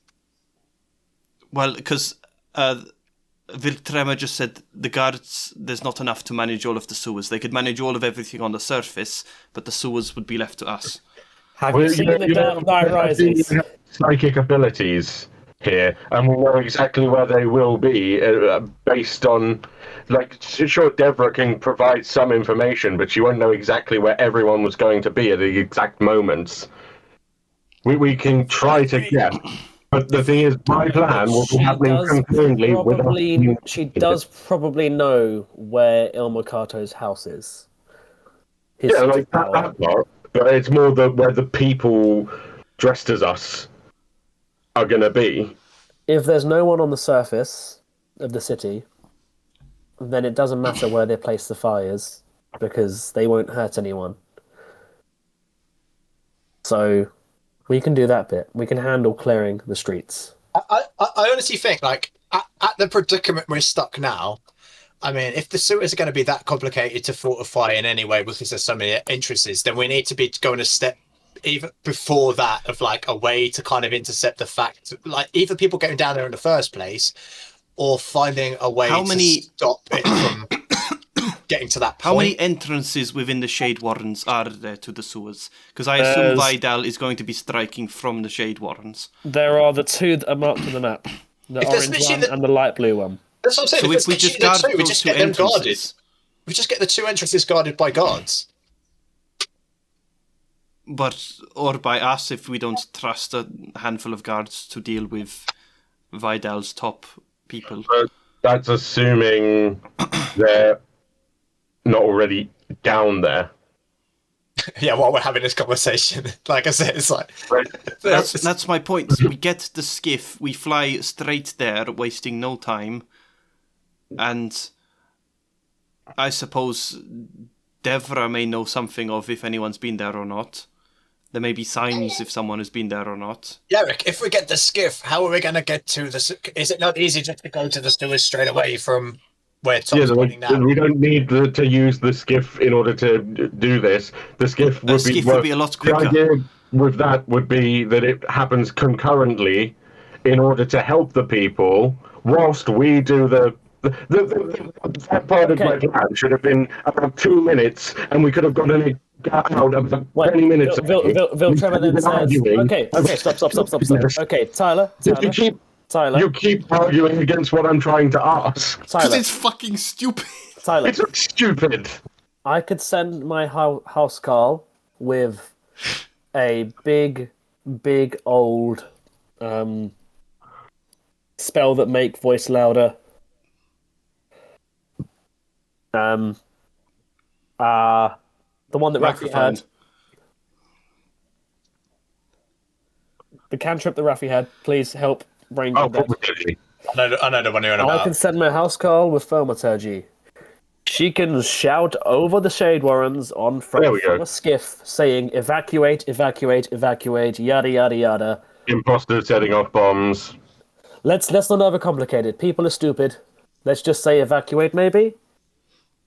We need them to know that the people. No, I don't think we should mention our names at all, because if that gets miscommunicated in any way, that may end up making them think we are behind it.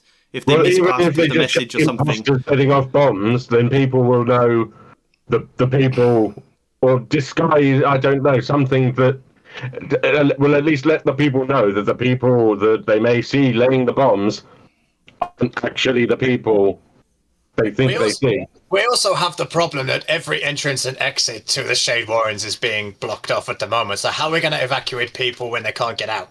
That's another part of the issue that I did. Well, the guards are going to let them out. If it's the guards that are currently blocking the exits and the guards are going to help people escape, then obviously they're going to open the exits for them. Why are they going to open the exits when they were actively going to stop people getting out of there? What was the reason they were stopping people in the first place?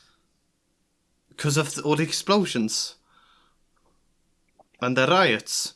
Look, Viltrummer says, if I talk to Dlusar, I can arrange getting people out of there with guards. I can also help with the evacuation. I just need you guys to go and sort the other bit. We will go to the sewers and kill anyone we see. Okay. That might be the best idea, to be honest. And I will send my house call to shout about watching out for intruders. They are not who you think they are. And I will also make sure that they tell people to evacuate. And hopefully they don't get killed immediately. Imagine it like a public service announcement from the 50s. Watch out, there's imposters with bombs about. And Trevor also, he then rings a bell and another servant comes out with a little chest. And he opens it, and inside are like 3 healing potions and a blue potion, Tyler, which you recognise as the potion that lets you get a spell slot back. Ooh. Which I believe you already have one of, do you not? What size potions are healing? Maybe, actually. There is 1 greater and 2 regular. No, I don't think I have. Is it not worth having multiple of these people going over and warning? Because if that one person goes in, says their first bit, shot down by a Makato, then that's fucked. My house Carl is a formidable fighter. I would not think she would go down so easy. Smash cut. It was another to get 1, but as long as it's at the right spots over the Shade Warrens, it should get the message out clearly enough. But and as for alerting Mr. Ilmakato to us knowing his plan, this is his last plan. He has nothing else. He was pretty in the vision. He was very much. This is my last resort. I have nothing else to. So adapting the plan doesn't seem like he has much more he could do. We need to. The whole point of this entire campaign against them has been in order to destabilize their hold. If we allow them to gain any traction back, what's been the point of it? Why the people are just going to keep dying? Okay, so And we will maybe at the moment, maybe it's worth, nothing. if we can get to the sewers, get Deborah out of the sewers to Phil Tremor so she can tell him where the people are likely to be. And then while that's happening, so she can orchestrate people being sent to kind of disarm part of it, we go to the sewers and we start fortifying it ourselves to try and stop anyone down there.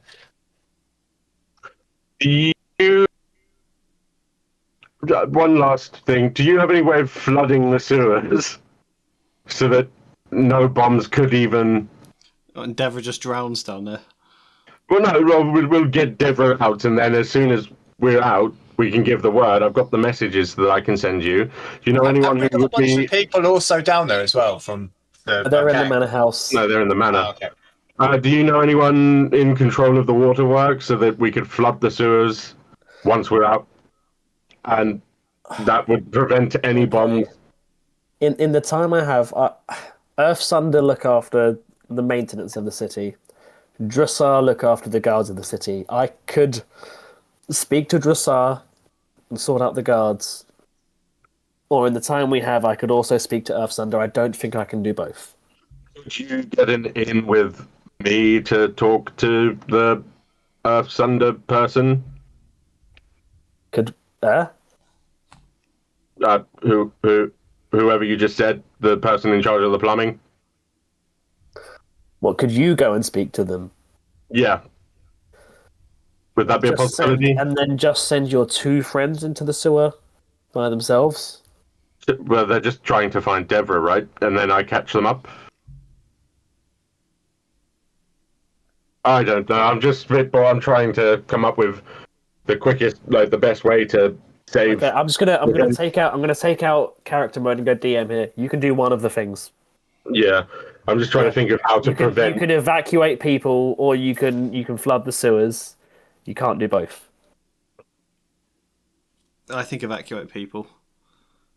Yeah, I'm just gonna cut straight out of character mode and go straight into DM. Yeah. You can do one of them. This is one of those critical path choice moments. You can evacuate the people, or you can quickly flood the sewers after We getting need to Deborah. settle on doing something because this could go round and round and round. Yeah, I'm gonna say that you need to give me a choice right now. I think evacuate the people. We go to the sewers, find Deborah, ambush the attackers, have a nice cool pint, and wait for all this to blow over. Are we all concurring? Yeah, I'm kind of on side with that. It's just the logistics of how we're going to evacuate everyone. Well, that's what the guards are going to do, rather than us. Tyler's plan mixed with Yarek's plan to speak to the other person and get the guards. That works. Are the guards that are on the gates? Are they receptive the same to guards? Tremor? They are. That's why he's going to speak to Drussar. Okay. Drussar runs all of the guards. Drussar is in charge of all of the guards. Good. That sounds like a plan then. And also, just to clarify, there's one greater healing potion and two regulars. Yes. I will take one of the regular. I think one of you two should have the greater because you two tend to take more hits in combat than me. Tom, how much health have you got? I I'm going to take a regular. Cast. I can cast spells and stuff to heal, so I don't need one. Okay, what's the other one then? I'll take that. So you can take a maybe two regular for one of you and a greater for the other. What one are you taking, Joe? I'm just. I'll take two regular then because I've got a smaller amount of HP. Okay, I'll take greater one. So I'll take the greater then. You've got a greater healing potion. Yeah. I'm just thinking with the skiff going over, booming the message to evacuate or to leave the streets, and I'm going to cast skywriting so that people can see a message about it. Would it not be a bit redundant to also have the guards doing the same job when we could get somebody to flood the sewers after we've left the sewers preventing any bombs from going off down there. I think the two concerns with the Sky message are we can't expect everyone to be looking up or listening, and we also can't expect everyone to be capable of reading. But then it might be worth having it still. That's why Yes. we've got people shouting it as well.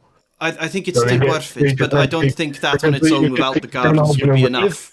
Trevor says if we don't get the guards on side, then no one opens the gate, and they're still stuck inside a burning district. Like Oh yeah, I suppose. That's also a good point. Yeah. Get those gates open. So, yeah, like I said, it's really one or the other in the time we have. Okay, Phil Tremor, if you can go and talk to Matey Boy and get the guards to sort it out, and we'll head to the sewers. I will go and speak to Lady Katari Drassar immediately. Let's sort that out now and get moving. Quick thought: could there be a potential? No, actually, don't worry. I'll. He gets up from his chair. You notice he's not eating any of his breakfast, but has completely downed the medicine. And you see he just misty steps to the front door and says, "Geneva, grab the boat. Let's do this." And you can see just he stands at the doorway. You can see he just pinches the bridge of his nose, yeah, it's a lot. Right, and then just go straight out. Of all the people to win the competition, it had to be these fucking These people who decide as a side quest to destabilize the mafia. Can't even fucking order a breakfast without trouble.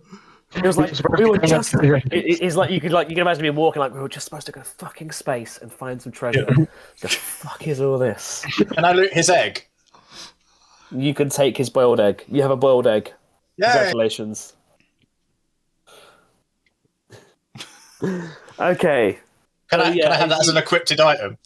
You certainly can have a boiled egg as an equipped item.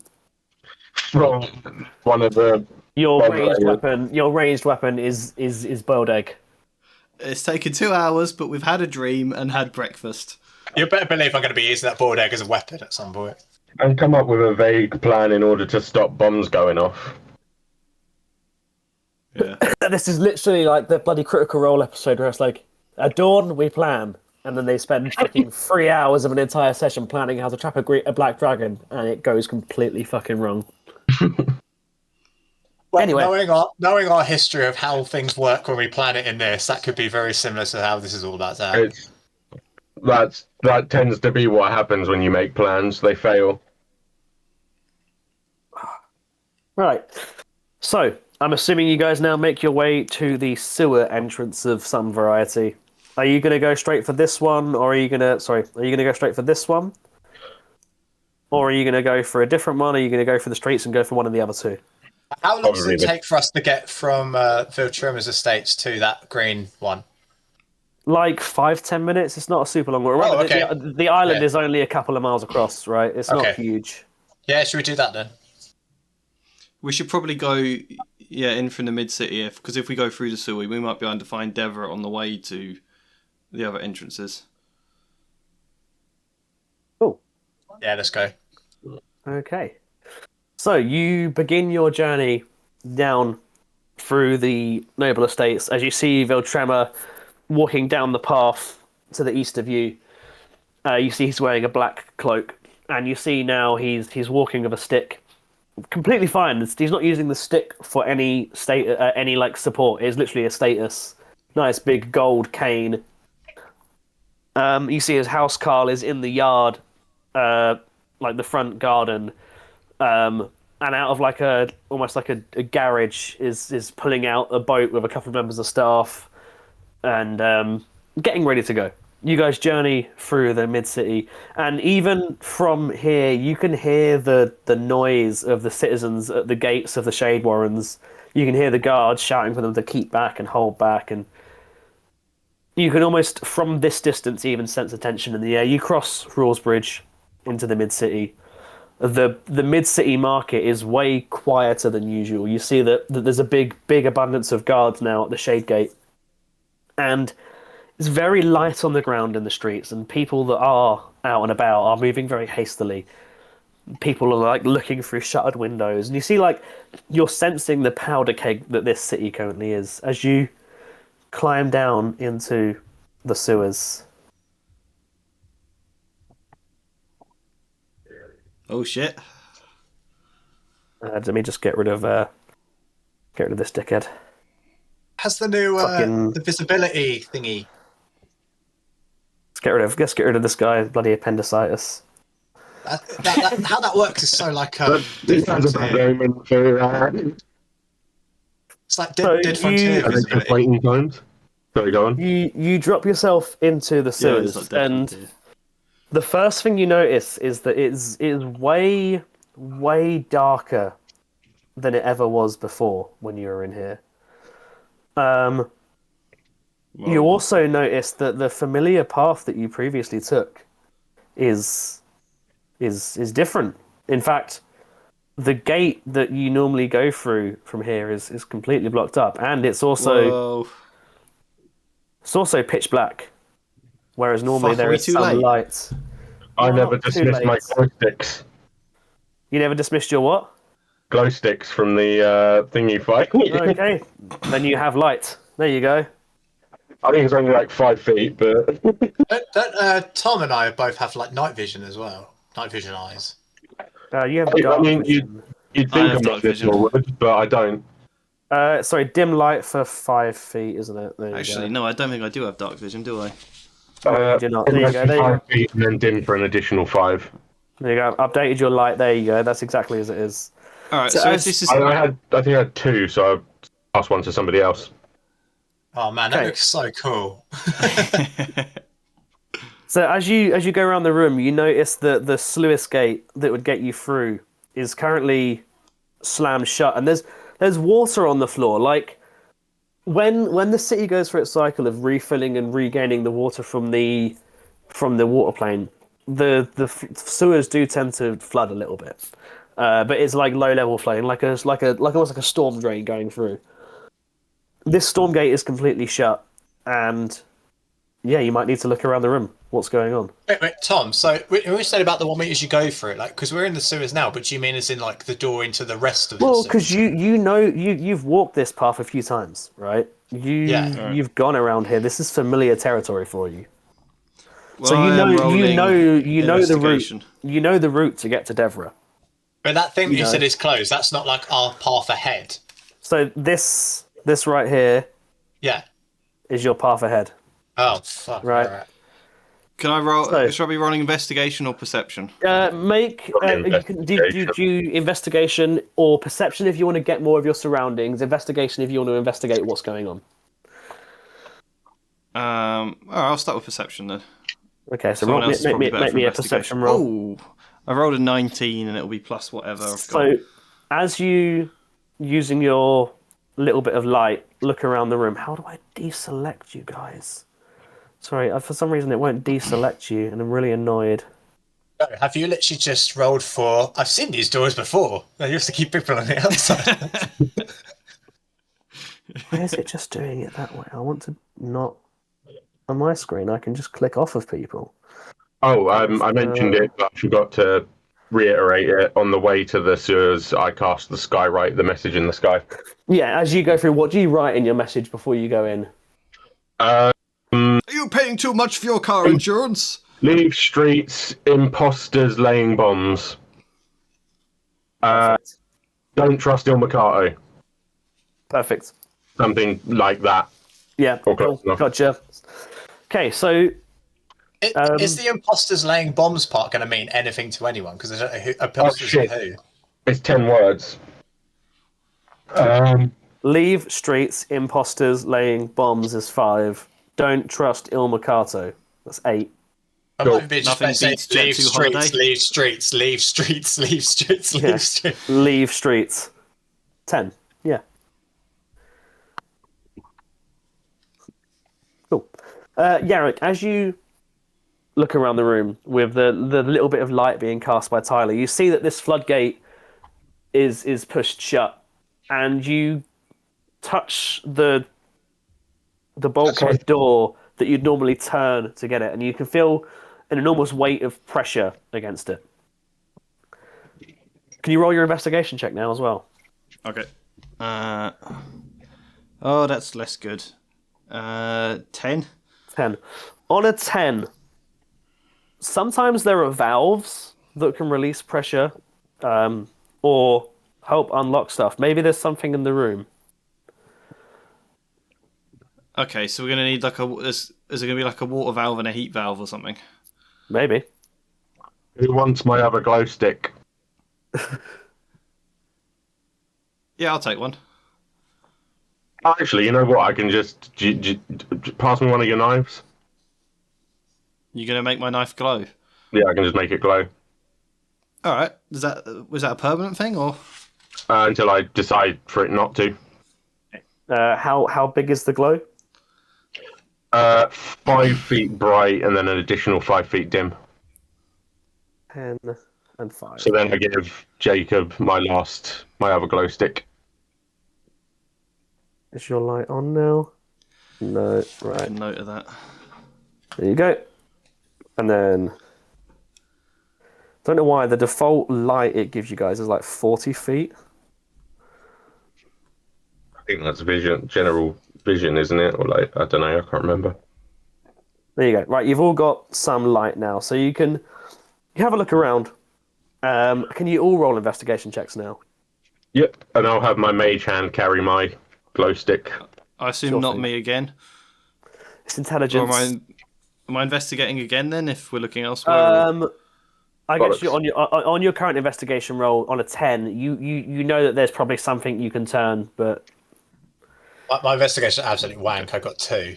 2, Jacob, you're thinking too hard about being shot in the face again. You're so angry. You're just like not able to think clearly or like take in what's around you. I'm basically find like, some- we're you doing find this, some- and I could be taking out River. You find some funky mushrooms in the corner. Man, that suits me perfect. No, you want to find anything. Okay, Tyler, what was your investigation? 18. 18. On an 18, There we go. as you're looking around the room, you find a valve. 1 second. Gabe. Yeah. You find 2 different valves in the room. You find one in this corner that's currently coated in like a green ooze. You find another one here that just looks a bit rusted. This feels like a like Silent Hill or like Resident Evil mini game to like open the thing. Yeah. Green ooze. Yeah, there's a weird green ooze covering it. You can see it on your map here where your Right. token is. Like, Not like ooze like the creature, like an ichor. yeah, I'm trying to Like- think what the substance I'm trying to think of is like Slime. not moss, but like algae. Is it like algae or is it? Yeah, it's like an algae-like slime, although it's like spread over like the valve in almost like a webbed texture. If you know what I mean. Spread over the valve. It's a broken? giant like, turnable valve. Like As you look at the valve, disturbed? it appears to be fully functional. It doesn't look like anything's happened to it. These valves operate on like as you look at it. Make an intelligence check for me quickly with advantage. One was a 6. It helps if that was an 8, so 12. On a 12, you know that a lot of the systems in these sewers are like self-regulated. So when it senses certain types of pressure, almost like fire doors we have in modern day, right? They're set to shut and close and open certain bulkheads, you know, to manage the flow of water without a person having to physically do that. Yeah, but I meant like, does the algae look like any of it's been moved? Like, does the surface of it The look? algae looks- look like a bitch. It looks undisturbed. It look like a bitch. No, it looks undisturbed, like it hasn't been touched yet, or nothing's happened to it. It's just sort of static, stationary, you know. So like that it's tells been- me that this one hasn't been turned. So it feels more likely that we need to mess with the other one. Oh, do you want to Because have a there's go? Spread one algae to over to control cover more. it up. I'll just be over by the gate thing, throwing the dead owl at it, trying to get it to open. I'll go You're to just the other one and turn clocking it that. with the owl pellet. So you reach through these mushrooms and you grab the valve. You go to turn it. Make a strength check for me.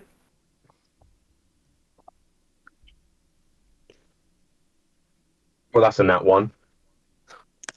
You turn God. and turn and turn as hard as you can, and your doctor gloves just keep slipping on it because it's a little bit damp, and you're like, "Fucking leather Yeah, gloves." they are made of the finest leather. Anybody not This is how wearing the city gloves blows up. want to give this a shot? I don't have much strength. There's not a way I can do a dexterous turn of a valve, is there? I could see a world in which you're using dexterity to try and like loosen it in some way. Yeah. Okay, listen to that I'll for try you. that then. I'll use the science of leverage. Yeah. So you using your dexterity, you use your thief tools to sort of clear around the bottom of the valve and try and loosen it up. And as you do, you make a dex check for me. I rolled a 15, so plus 4, 15. 19. Yeah. So you turn it, and all of a sudden, man, if only you could hear that there's actually sound effects that happen when these things open. That's cool. As you do this, you notice straight away that like that you turn it and you hear like air escaping from the bulkhead as it swings open. And it swings outwards, by the way. So can Gristletongue, who's standing right by that door, make a dexterity saving throw for you, please? I'd say as well, that's like happening at the point of where I've just tossed the owl again and it's gone straight through. Yeah, you like throw it as it swings You're open, going to and think like the owl opened it. it like goes. You hear like splattings in the tunnel. The tunnel opens up before you. Is Dex saving throw. dex saving? What's Yeah, saving throw. It's just your dex modifier, but it's just saving throws when something happens to you. okay? So my dex modifier is 0. So here we go. 19. 19. Yeah, as the door swings open, you manage to just duck backwards, so the door doesn't knock you as you fling the owl at the door, and it goes straight down the corridor. You walk down the corridor, treading. Like, guys, the owl worked. As a trio, you tread your way down into the muck and the mire. Muck and the Grimer. And you find yourself in another like chamber. Normally, you'd venture straight south, but you can see that it's currently blocked up with like debris and sludge and oil, and you can see that like the watermarks where this chamber normally is, the water's higher than normal. In your normal path that you followed, you'd head south, but all that lies before you is a tunnel junction, and you see that it splits into 4 different directions. Is crikey. is Gilderoy Lockhart like passed out on the floor next to that pile of rubble in the other bit? Before you is a junction of paths that leads to the north, the south, and the east. Okay. Are we splitting up, gang, or are we sticking together for this? Right, so they're blocking up paths for some reason. Do they know that's the route we normally take, and that's why they're blocking it, or is they? I never said that people blocked up paths. I said the path was blocked up and the water level was higher than usual. What is the route that we would have normally taken? So normally it's like south, and it goes to another chamber that just goes to like a normal sewer path to the next part of the sewers. This is a pipe that you don't normally traverse. Oh, so like so. But your normal general bearing would be south. Oh, I mean, like the rubble blocked up where we would normally go. Yeah, but Yeah, your yeah. general bearing is normally south. But you're currently in this like crawling through a pipe. Should we go south? Yeah, the normal route. Cool. So you journey. I feel like that's going to not be the right way for something. Oh, Yeah. bollocks. Can I just roll perception first to see if there's any kind of tracks anywhere? Go Oh, for it, that's make a a good perception idea. check. 14 plus What is it? Wisdom 15, 16, 17 for proficiency. 17. Okay, so on a 17, you investigate the grimy floor beneath you. You notice that there are some footprints. Some. There have been people this way. You notice some quite light footprints. In fact, a pair of them heading east. But they look more like animals. To the north, South path is blocked again. So. on that higher roll, to the north, you notice that there's some striations in the metal piping. And you notice that there's a almost acidic ooze-like texture. And it's sort of corroded some of the pathing in front of you. In fact, on a 19 perception, you would see the gelatinous cube directly to the north of the corridor just sat in the pipe with a couple of bones and bodies floating inside of it. Because a 19 is high enough to get through that. Fuck it, gelatinous cube. Going south. Okay, well, at least that means. But you notice it might not be them doing this. But yeah, you notice the human footprints are heading south. Right. Except they're disguised as us, so... Well, you know, the humanoid footprints, rather, should I say. Okay. Was it enough forgot- to do those? I forgot to say, like, I one- think doors on the south side when we went down just now. Like there was another door, wasn't there? Yeah. That.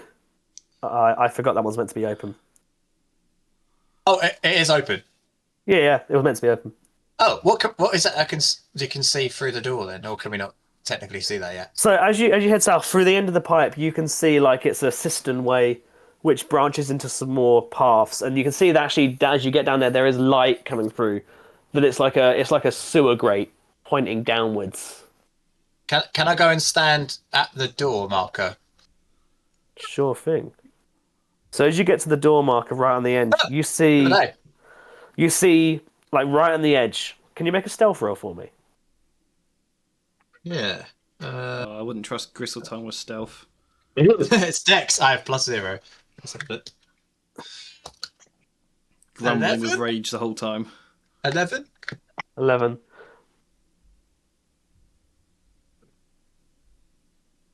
It's just some cool guys hanging out. As you're trudging along, you hear them first. You hear one of them going, "Oh, fucking hell, he got me!"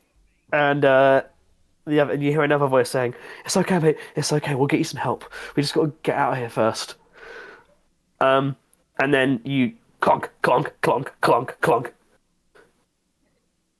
of you straight by, and they straight away like go. There's one of them. The guy on the right is on the floor with a nasty wound across his front, and you notice these are like town guards in the sewer. Right. One of them's like clutching at his stomach, and the other one just goes, "Who goes there?" and draws his sword directly at your face, Gristletongue. I think you're a boiled egg in these trying times. What did you say? Sorry, I did not catch a word of that. Yeah, cut out. Can I offer you a boiled egg in these trying times? No, you a nice egg in this trying time.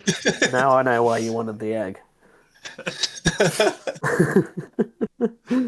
Can you make me a persuasion check, please? Yeah. Persuade them with that. You forget that James is Mr. Riz in this campaign. It's supposed to be, but I don't know what. 23. 23. The guard's like, "Okay, strange bird man," and then he goes, "This isn't one of your own eggs, is it?" Not this time. I'm a What does that man. even mean? Takes it and he says, he goes, "Sorry, there was." Oh yeah, 'cause you're a crow. He says, "Sorry, there was. We followed a strange person into the sewer, one by himself. He was he looked like a rabbit and wore a black cloak. I know And him. He's with me we now. followed him and surprised him, and he slashed at us and ran away. And he was just screaming that he's going to blow up the city. And he went to the Seems pretty east. suspect to me. And he goes, he went east from here. Did you actually say the bit, by the way? I'm traveling with one of those guys right now. No. Yeah, there's like no. He slashed my friend here, and then just ran to the east. Well, I have him with me now, and he's going to come back and say he's very sorry. We're sorry. Okay, so We're what? sorry. From the east We're of sorry. like that tunnel where you are now. Well, there's two paths. There's one to the south. Yeah, the one on the right. So he went Yes. that way. Are the other two? East. The other two aren't like with me, are they? They're back at where that would be. Well, you snuck ahead. Yeah, you should probably beckon for us. So if I go like, okay, so I'll say, give me like 2 minutes, and then I go back to the others wherever they've Just gone. shout for us. No, hang on, I go back. I'm going back to them first. For fuck's sake. Go back to them, yeah.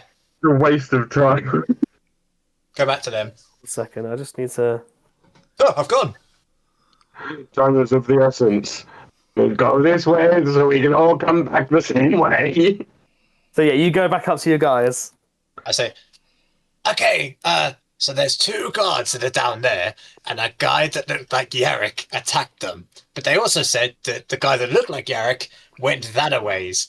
So, Yarrick, when we go past them, you're going to make it very clear you're not that guy. I will just put on one of my masks. Yes, put on a mask and be taller. So you get your Vulpine or your Lupine mask, don't you?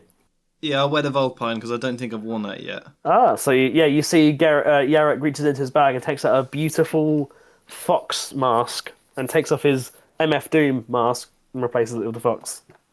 Okay, now go back to the guards with the 2, and when we come to the guards, be like, here's my friends. They're definitely not the other guy. And I'll just explain. Time is of the essence, everyone. This So argument. you go through into the sewer, and Tyler, you notice that one of the guards is there clutching at his stomach. Oh he's yeah. like a bit bleedy. I'll use one of my medical kits to, fix him. And while I do that, I'll just explain. The Mr. Mercato sent people down here that look like us. That's the guy that he looks like the guy who attacked you. That's not him. He sent people down here who look like us in order to lay bombs so that people think it's us and it restores faith in him. Okay, Damn, I just put on a mask you- so I didn't look like that guy. I need you to make a medicine check using your intelligence, followed by a persuasion check. I just put on a mask so I didn't look at him. And then disguise myself with a mask, and then you've just gone, he's the guy that looks like him. Because I'm just going to be honest with them so that they know what's going down, rather than This is leaving the them reason why I to- came back to tell you guys about it first, just so. It was pointless. Like, Oh, as I take my mask off Okay, again now, then. can I have They're that medicine just- check? Can I have that medicine check, please? I'm going to start counting any out-of-game audio as in-game audio. well, I think with the healer feat, I don't need to make one, do I? Oh, do you not just to stabilize?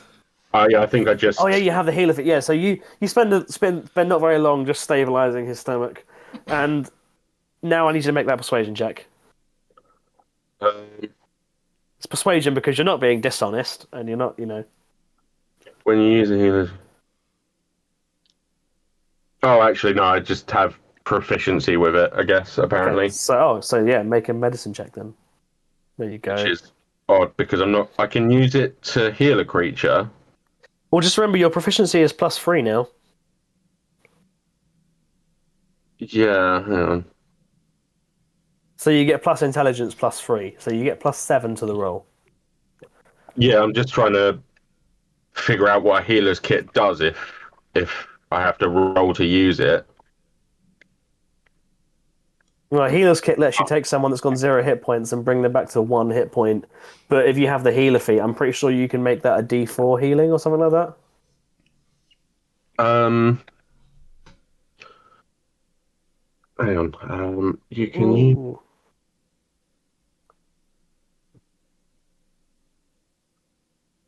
I'm just gonna not heal him. I'm just gonna just fix the wound. It's 13 plus 3 plus oh wait, plus 6 because it's doubled. Plus it's medicine. Oh, I already have that anyway. So it's 16, 19, 23. If it's past 13, you're all good. Yeah. Oh yeah, the So roll. you perfectly stabilize his wound, and now I still need that persuasion check. Oh yeah. Did he take my egg or not? He took your egg. He has the egg.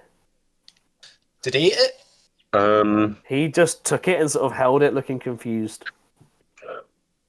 Good. He doesn't know bird custom. Okay, Tom, what was the result of that roll? A 5 apparently. A 5. And he goes, "Wait a minute, you're traveling with a." And at this point, he draws his sword and goes, "I'm gonna have to ask you to stop where you are and come Why with would I have us." told you And he's who he pointing the was? sword. He's pointing the sword at Yarrick and goes, "No, no, no! That guy attacked my friend." He's like, "Turn Gave you an around egg. and take off the mask." Why would I have told you who he was and healed your wounds if it was the person who did it? I don't know. I've been down If here.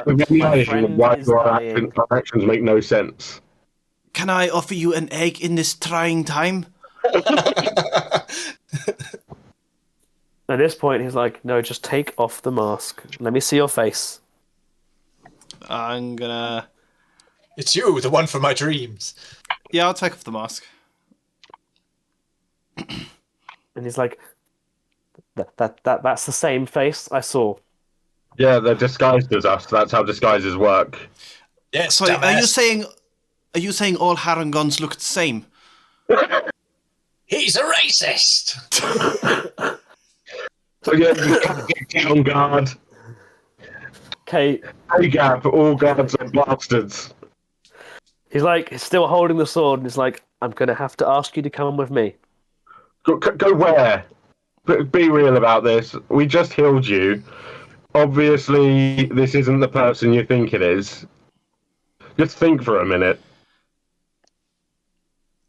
I'm just going to say I don't have time for this, and I'm just going to leg it down the sewers. Yeah, we all just walk. You see, like, he just stays there. He does not move. Like, through fear of everything, he does not move. Can I take during this as well? Can I take the egg Fucking back idiot. from him when we go? Yeah, as he's standing there with the sword almost stunned, you just, like, he's holding the egg still in the other hand, you just, yoink! Taking that. Taking my egg Oh, back. yeah. Holding a sword up at me. You carry on down this murky path, and to give you an idea, like, you're walking down this tunnel, and Have I disappeared? it is... No, you've just collapsed onto one of the other characters because it's narrow. Oh, okay. So you're like walking down the tunnel. I'm gonna give you an idea. Like you're feeling the roof of this slimy, like rusted tunnel, like here. So you're almost having to hold your arms out like this, as you walk. You look at like me, quickly like this as you're walking through because you can feel the roof of the tunnel. You reach the end, and as you look down, you see a single. Right now, the token does not look like Garrett because I don't want to confuse things, but you see a single person that looks like Yarrick, except the tips of his ears have got like a yellow dye on them. And he's just there, and you see he's drinking like a bottle of whiskey, and all around him are like a circle of like TNTs. It's like, and you can see he's like, "I'm gonna blow up the city! It's me, Yarrick Henrik! I'm blowing up the city!" But he's by himself. Right. This one is by himself.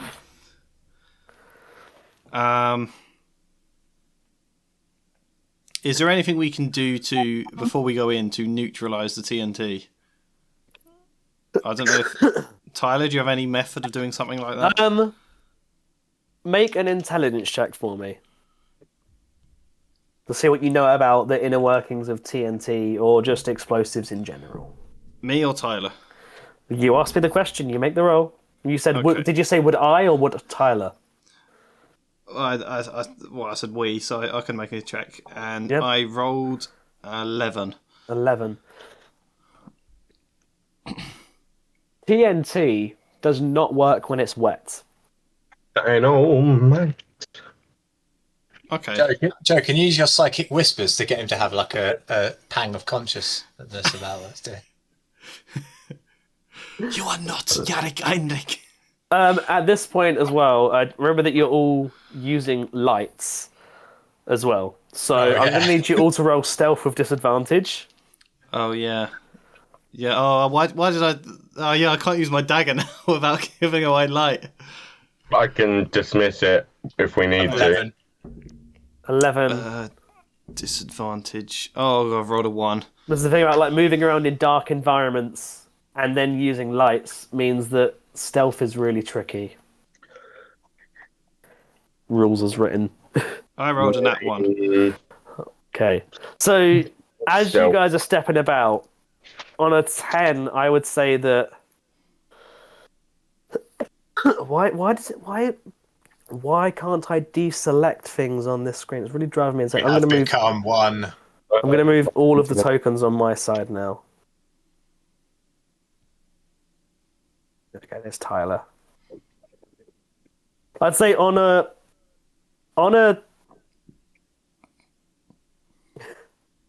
nat 1, Yarrick, as you guys are like cling to the edge of the tunnel, you slip and you're standing right in the entryway of the tunnel. Of the guy there, and he just looks at you with your dagger, like in its sling, emitting light. He goes, and the first thing he says is, "Aren't you meant to be in the south sewer? Where are your bombs?" Wait. Dude, you missed the plan. I'm meant to be here in this is bit. brilliant. You're meant to be below the shade fuck. spire with the other guys. No, know- that's you who's got to go there. No, it's me. I'm here with my bombs. Hang on. Let me get a note of this. Where exactly is everyone? Brilliant. Okay, make me a persuasion check with advantage, please. So lucky that the Oh, I the rolled a only... nat 20. Okay, so it's like, right. So, fuck's sake, you guys are so stupid. Right, I'm meant to be here in the mid-city sewers, Right. blowing up this part of the mid-city. This is amazing how it's played out. You are meant to be directly in the south sewers, beneath the Shade Spire runway, with 3 other guys and twice the explosives as me. Have you just left the other guys there? They're idiots. Why are you letting them in charge of the bombs? They made you the they're Yarrick. They're here behind me. They made you the Yarrick on purpose because you're the one that's the fucking boss is going to kill us. We hear this. So hang You on. can hear this, So, and he goes, and then he goes above ground. There's meant to be a Yarrick, a Tyler, and a Gristletongue in Orford Road, and a Yarrick and a Tyler at Shelsby Court. I'll walk in and I'll just go, wait, so where am I supposed to be? And at this point, he's like, "You brought all the guys. Did you read the plans that the boss gave you, guys? I'm meant to be here by myself." I thought I did. Oh. hang on. Can I come over and have a look at these plans? So yeah, you walk over to him, and you see now that he is, unlike a metal platform that's suspended above a big pool of water by chains.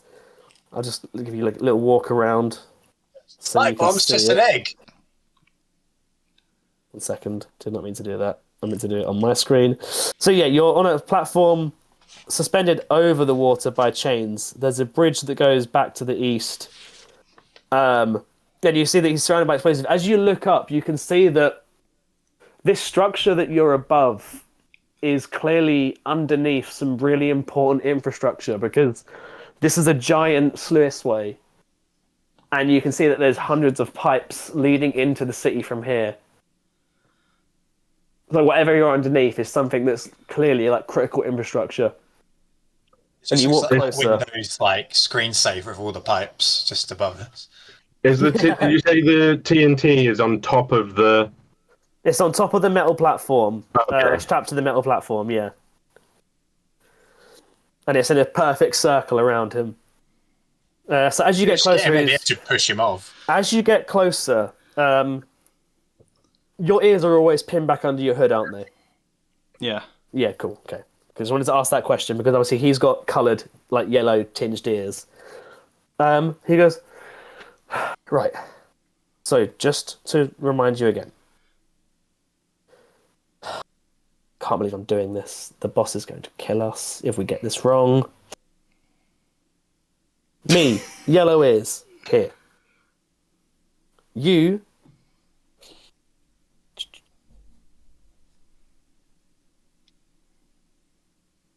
You, green ears, underneath Shadespire. Lots of guys, make big boom. That's plan, right? Right. Well, I'm confused. Where was I supposed to be? Are you sure about this? You sure you've read the instructions correctly? Whilst we're doing this, I'm going to have my mage hand. All three of us now try with him. Are you with him or are you staying back? I was gonna stay back a little bit. Okay. That's fine. I'm gonna like have my mage hand screw around with one of the chains, trying to undo it, whilst we're talking to him. Okay.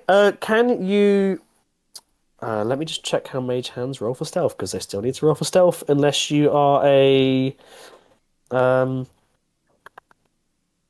There is a type of magic user, rogue, isn't there? What's the bloody name? You know the one I mean. Arcane trickster. There you go. Right, mage hand.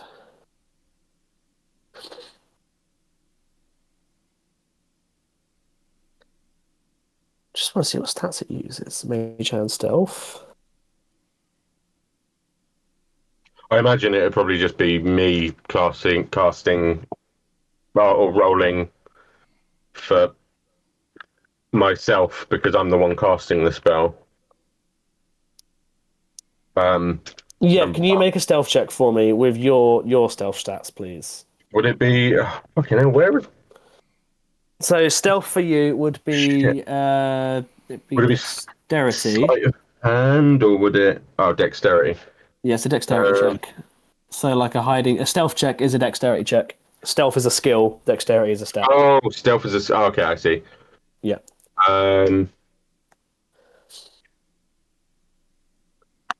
13 plus.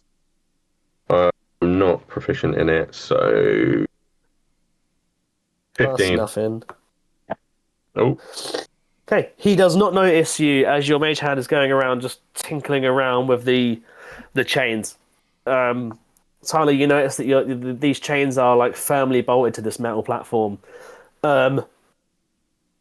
Make a perception check for me, please, as well.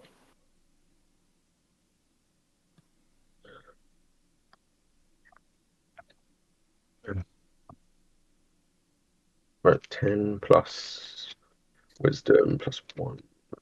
11. 11.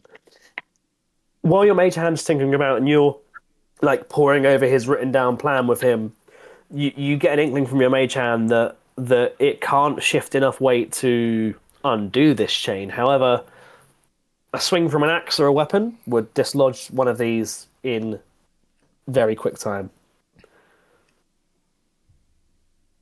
And he goes, and then the guy goes, "Look, firstly, you're already one man short. There's only two of you, and you need to go east, and then south, and then south, and then east, all the way until you get to the Shadespire. And then you go there. And there's a big pit with lots of runoffs and tunnels and pipes. You place the bombs in exactly 2 hours when all of the lunchtime rush traffic hits the streets. We blow and run.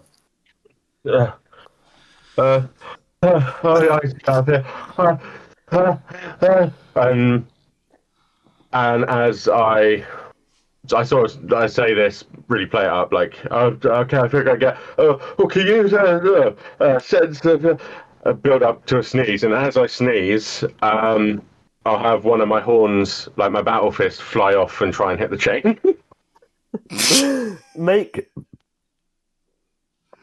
I'm going to say that you need to make a stealth check and an attack roll for this.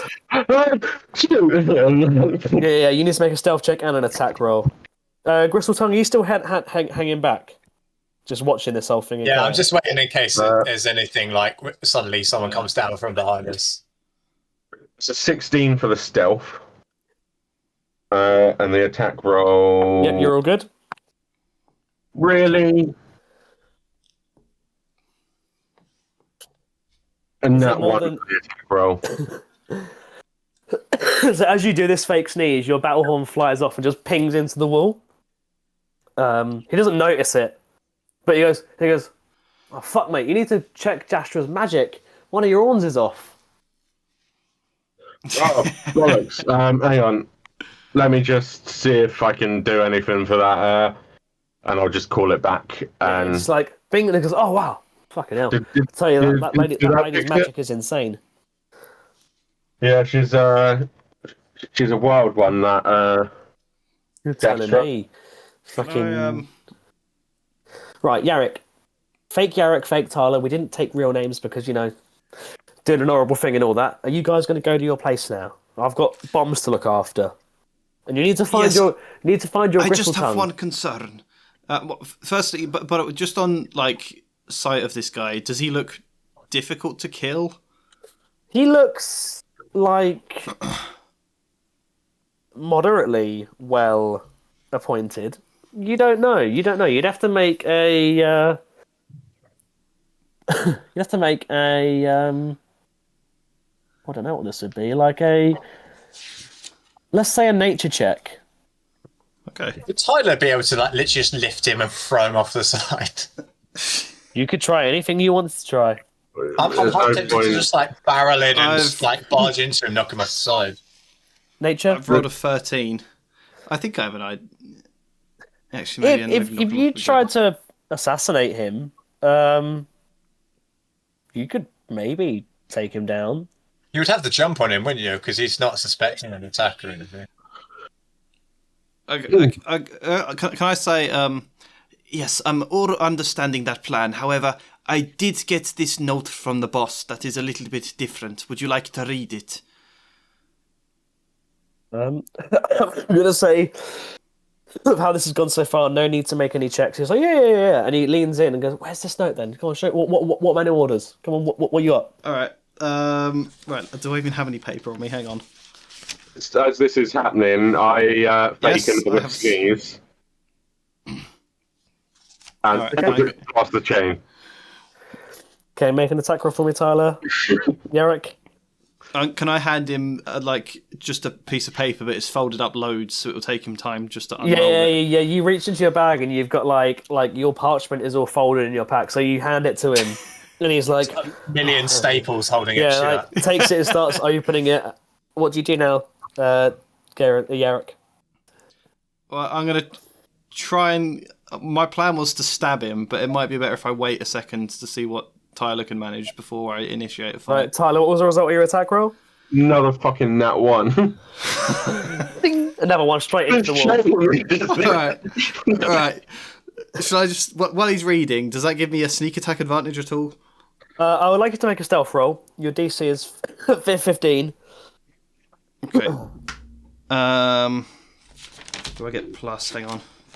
You I think are I'm proficient for that, aren't I? I thought you had expertise, but I might be wrong. No, I have expertise in sleight of hand and proficient. Oh, that was it. A 17. Yep, you're absolutely fine. Make an attack roll. No advantage. Right. The first one's an 18. Oh, the second one's an at 20. Okay, so roll all of your sneak die. Right, let me think this through then. So I have D6. No, 2d6, isn't it? And then 1 second. And I can either roll a third one for damage, or I can use. We'll just check at 5th level. Yeah, at 5th level, yeah, you have 3d6 dice. And on a crit, you double the result of those dice. Okay, I might as well roll all 3 then, yeah. Right, so 5, 9, 10, 11, 12. So 24. Fucking hell. Do I still get attacked with my second dagger as well? Don't need it, mate. Don't need it. He's Oh, is he dead? Yeah, you Fucking hell! as he's folding out the paper, how do you kill him? So he's got his head down, folding that. I think I would just, I think I'll just like slice him in the belly from underneath it, and then rip up through the paper. Oh yeah, so you as he's like looking down at the paper, you just slide the dagger in, and then just pull it all the way up. And as like it's so quick, he doesn't notice the stab going, and he just like sees the paper rip, and then like looks down, and like all of his intestines just start spilling out, and he just flumps to the floor in front of you, and the blood. Like, you're stabbing through him, and he's like, "Hang on, I can't read the note." And then like the blood starts pooling down into the water below you, and you can see like it dripping down into there. You're left with a dead body and some TNT on the floor. Oh shit! Desperately trying to read the notes still while he's like dying. Where are my orders? Well, seeing as we don't have to worry about being shifty anymore, I'll just start chucking the TNT or picking it up carefully and throwing it into the water. Can I, as Tyler's doing it, can I run in and just grab a couple of them and put them in my pocket? No. Tyler, do How you many- react as he starts just pocketing some TNT? I wouldn't. It's quite sensitive to touch. Good job, I'm an expert at explosives at this rate. I Can I suppose. loot the body? You loot the body. How many Yeah. How many explosives can I nab? It depends if Tyler has an issue with it or not. Really. Doesn't sound like he does. 1 second. I wouldn't, just for the sake of what we're trying to achieve here. If you're seen with explosives, it's not going to look good on us. Yeah, but no one says I'm going to see. They're going to see it. I have a big coat. You find 26 gold in his pocket. Places, Jacob. Just leave these ones be. Yeah, you find 26 gold in his pocket. So, Okay. yeah. Are you How gonna many take bombs? that? How many bombs? I'll buy you some TNT at a later point if need be. Bro, they're 26, free yeah. right now. Look Yeah, at them. but They're just we there. don't want to be carrying it because it will make us look bad. Yeah, but who says they're going to know that I'm holding them? If I put them in my bag, they're not going to know I've got them. But if anyone I sees don't it, think we should be carrying around TNT at the moment either. No. Exactly. Also, if we encounter the other people, You're it's against going one, to you're be up, convincing if we've got TNT. How big are the TNT that you could fit them in your pocket anyway? Well, surely they're too big for that. TNT is about Yeah, this long. so you can't conspicuously carry that around with you. Yes, but I have a big coat with pockets. I carried a fucking building destroyer at one point into a warehouse. Disguised as Yeah, a inside a cake. cake. yeah, you carried a cake in front of It you. was inside a Yeah, cake. you wouldn't putting a cake in your pocket, were you? Yeah, you weren't hiding that in your in your jacket. You wouldn't I'd download say, a car. I'd say for now, while we're not seeing any other people, can I pocket some of this TNT, please? No, because you'll see them late. You will see them later, probably. Who will? We're in a sewer. Well, yeah, but when we leave the sewer, you're going to be visible then. All right. Tom. Dungeon Master Thomas. Yeah. It's always I'm going to go for a piss Yeah. while this is happening. If Tyler doesn't have an outward problem with it in a way that's inhibiting me from getting them, how many TNT do I get? You could reasonably, while Tyler is picking this up, probably pick up 2 before Tyler could interject. I like the idea that Tyler's telling me all the reasons why I shouldn't be taking it, as I'm just like gradually, slowly putting it into like. I will say though, Don't knock TikTok him. solution Don't must knock him out of be his. rendered. Okay, I'd pick up 2 TNT. I'll just go knock him out of his hand. No! Make a strength roll, please. Okay, good. Now's the time for listening, not for both of you make opposing strength rolls, please. What would that? Oh, fuck off! Another nat 1. So I just So take the you- TNT now, or do you want me to roll? Like, So, nat 1 was on a nat 1, Tyler, you go to knock the TNT out of his hand, and just like, Yarrick just sorry, not Yarrick. Crystal Tongue just goes nope, slaps you away as he's pocketing 2 TNTs. If this comes back to bite us, then the thing is, I mean, we've basically got a ready weapon here that you never know what's going to come up with the next few people. I'm thinking if we encounter we them, don't want. The whole point of this is to stop explosives, not to. but then there's still this is all framed on the fact that like, oh, if people outside of this see us with them, but then like we might not even end up seeing people outside of this until a later point. I could put them somewhere else during that point. I'm not going to have them like Yeah, openly but on me. if we get walking around going, "We're not distracted blowing up the and- city." If we get distracted and you forget to do anything else with it, or if they see it before you move it, or while you're moving it, Yeah, I'll just it say makes us here's look some guilty. TNT. And it makes us look like we're one of the imposters. Yeah, but that might be a handy thing to use in this instance when we're trying to convince the imposters that we're the imposters. We just did it without explosives by just playing dumb. Yeah, but also this might add to it. And I'm not talking about the imposters. I'm talking about the civilians. I just Yeah, love the but idea of you having this conversation just around this eviscerated like body. Anyway, I've got the 2 TNT, so we'll see what happens from going on. Hang on. I'm assuming I have like a water jug or something on me, something I can drink water from. Do you have a water jug Don't in you your fucking pour inventory? water on me? Well, What have I I just missed? so in like the starting kit that I had. I don't know. I haven't. Does it come with a herbalism kit? I just splash it with water.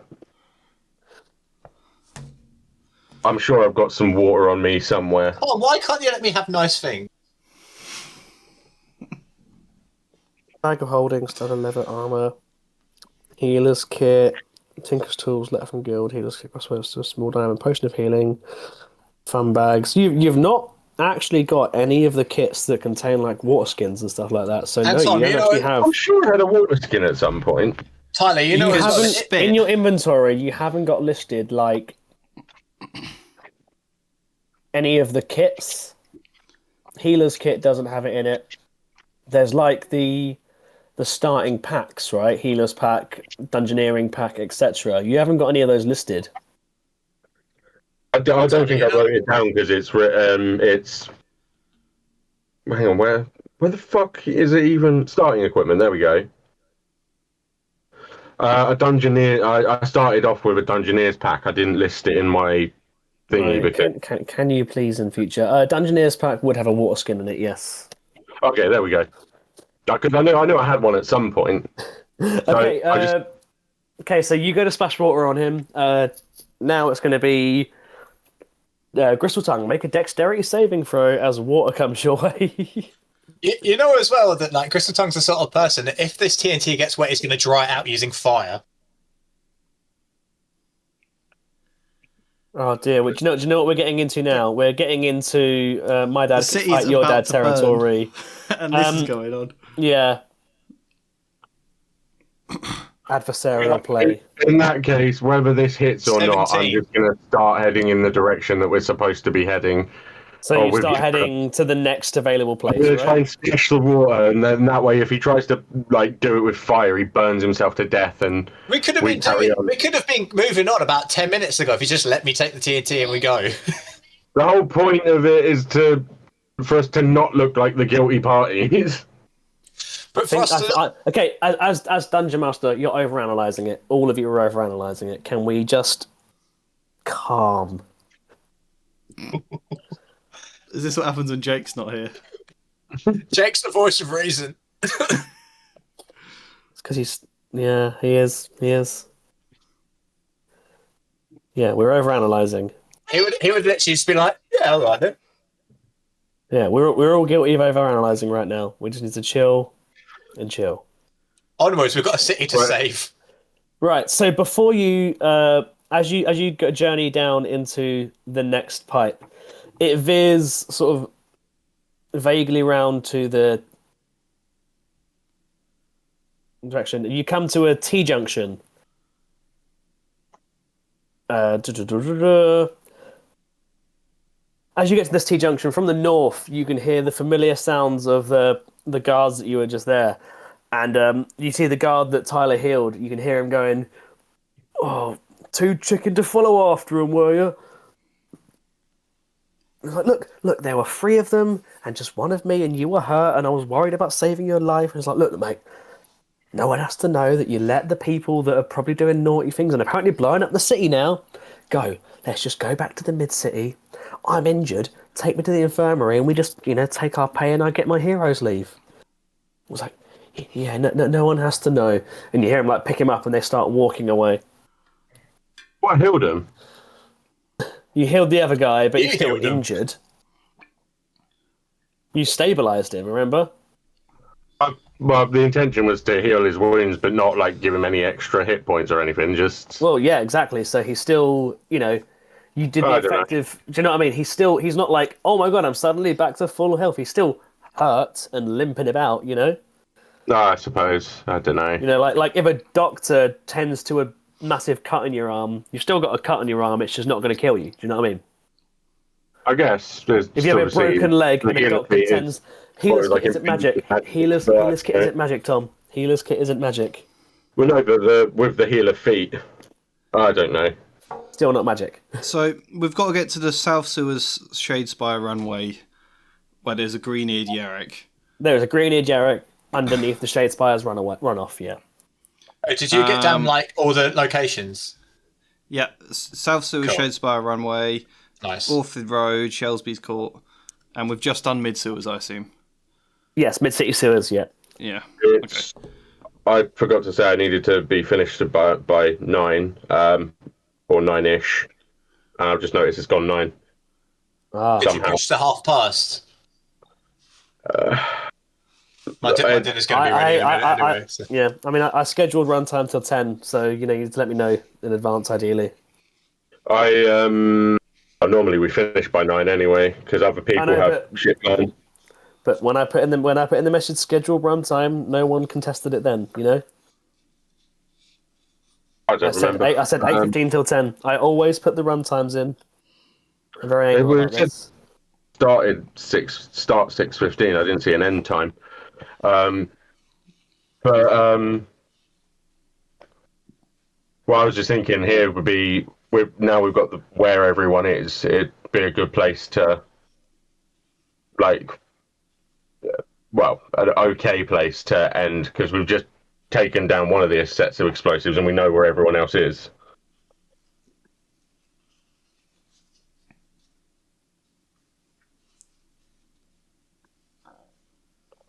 But obviously,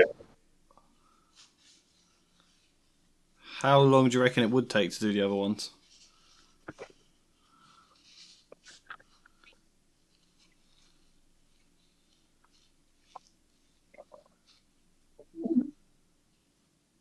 no. Is that the end then? I don't know. Or has he lost internet connection? I don't know. I'm not sure.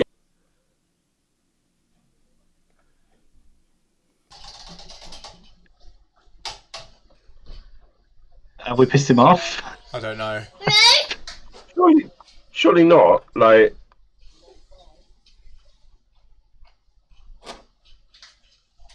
Is he still online? How do you see?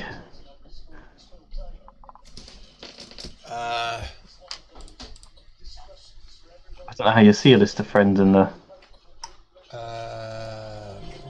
Yeah, how did he bring up that side panel? Huh? As offline, but I'm set as invisible, so I appear offline all the time anyway. If I click that one, it'll end it. No, it's just... Uh, Oh, wait. Jake's online.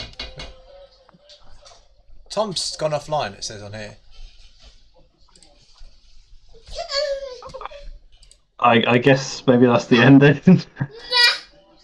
I guess. I don't know if that was because he was pissed off or if it was... I don't know, is it worth just giving it a couple of minutes to see if he comes back? Yeah, it would be out of character for him to get pissed off and just leave without saying anything, wouldn't it? Yeah, it looked like he was about to say something and he was clicking around and then it just cut out. I've paused the recording anyway.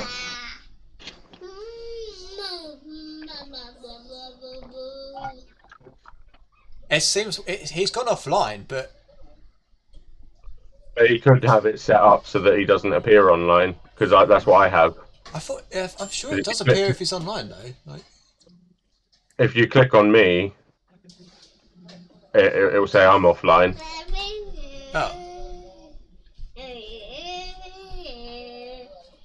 oh, I'll try texting. Yeah, I've just sent one. Right, I have, yeah. I don't know if he's... It's sent, so I assume he must have internet. Or at least that could be fine signal internet. That would seem like insane timing if that was when he went offline, like internet went down. Yeah. Maybe he did leave because he was pissed off, but it was like... I don't know, normally we're done by 9 anyway, so I thought we would be. I didn't think to mention it until just a minute ago when I noticed the time. I guess that's probably the session done for today then. I guess so. That was a good one. I don't know if I need to apologise. I mean, we've got if we were carrying on, we would only have 45 minutes left out of a 4-hour coming up to session. We wouldn't have really had enough time to finish it anyway. Like I was wondering how would we even try and round out in 45 minutes if we're already kind of mid into this bit as well. So like, that's the thing. I couldn't see even the sewers bit being done in 45 minutes. I would have thought if it was some kind of like fuck up we didn't, he'd probably be back by now. But I'm guessing end session. I guess so.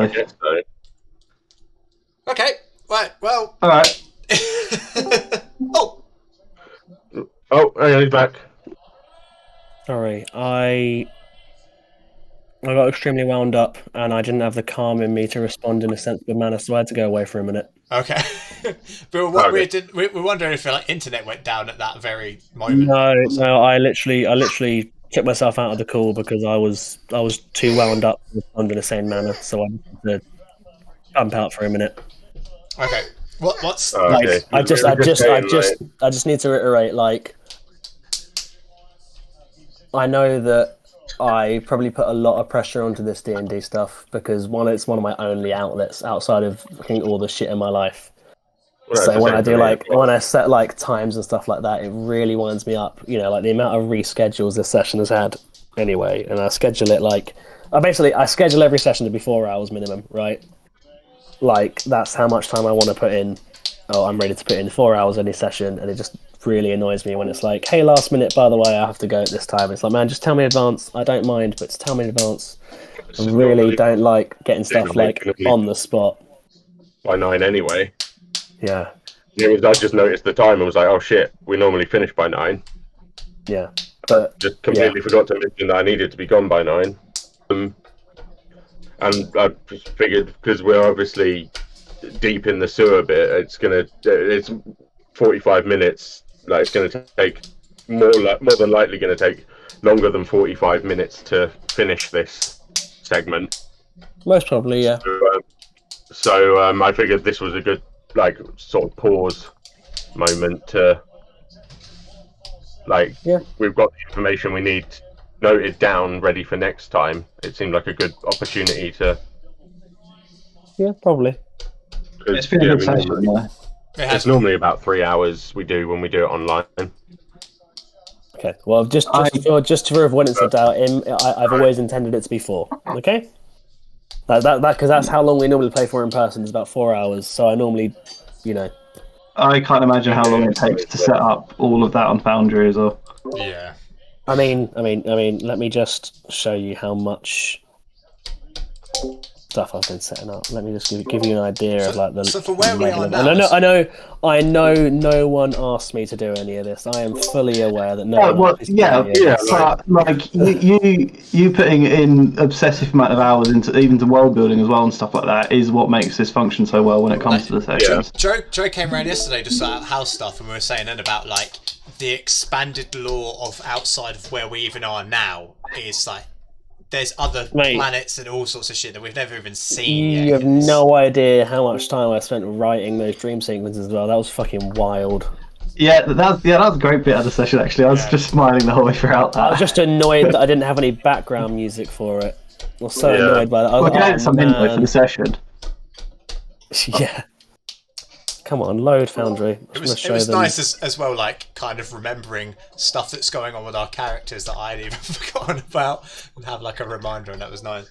Oh, there we go, it's loading. So, like, behind the scenes peak, right? So you've got. I can't see it. Is it? It's loading. It's just loading the map still. All right. Oh yeah. You can still see the window, right? So, like. So this is the map, that's fine, you can see this. But, like,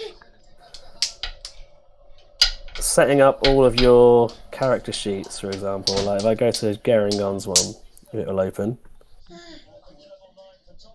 Right, so setting up all this stuff, that's fine. Actually, no, Geringon's isn't automated. Let's go to your one, Eric. Right, so, like, all of this stuff here is your character sheet. I go onto here, your inventory is all fully realized inventory, but then stuff like this, right? So plugging in your abilities.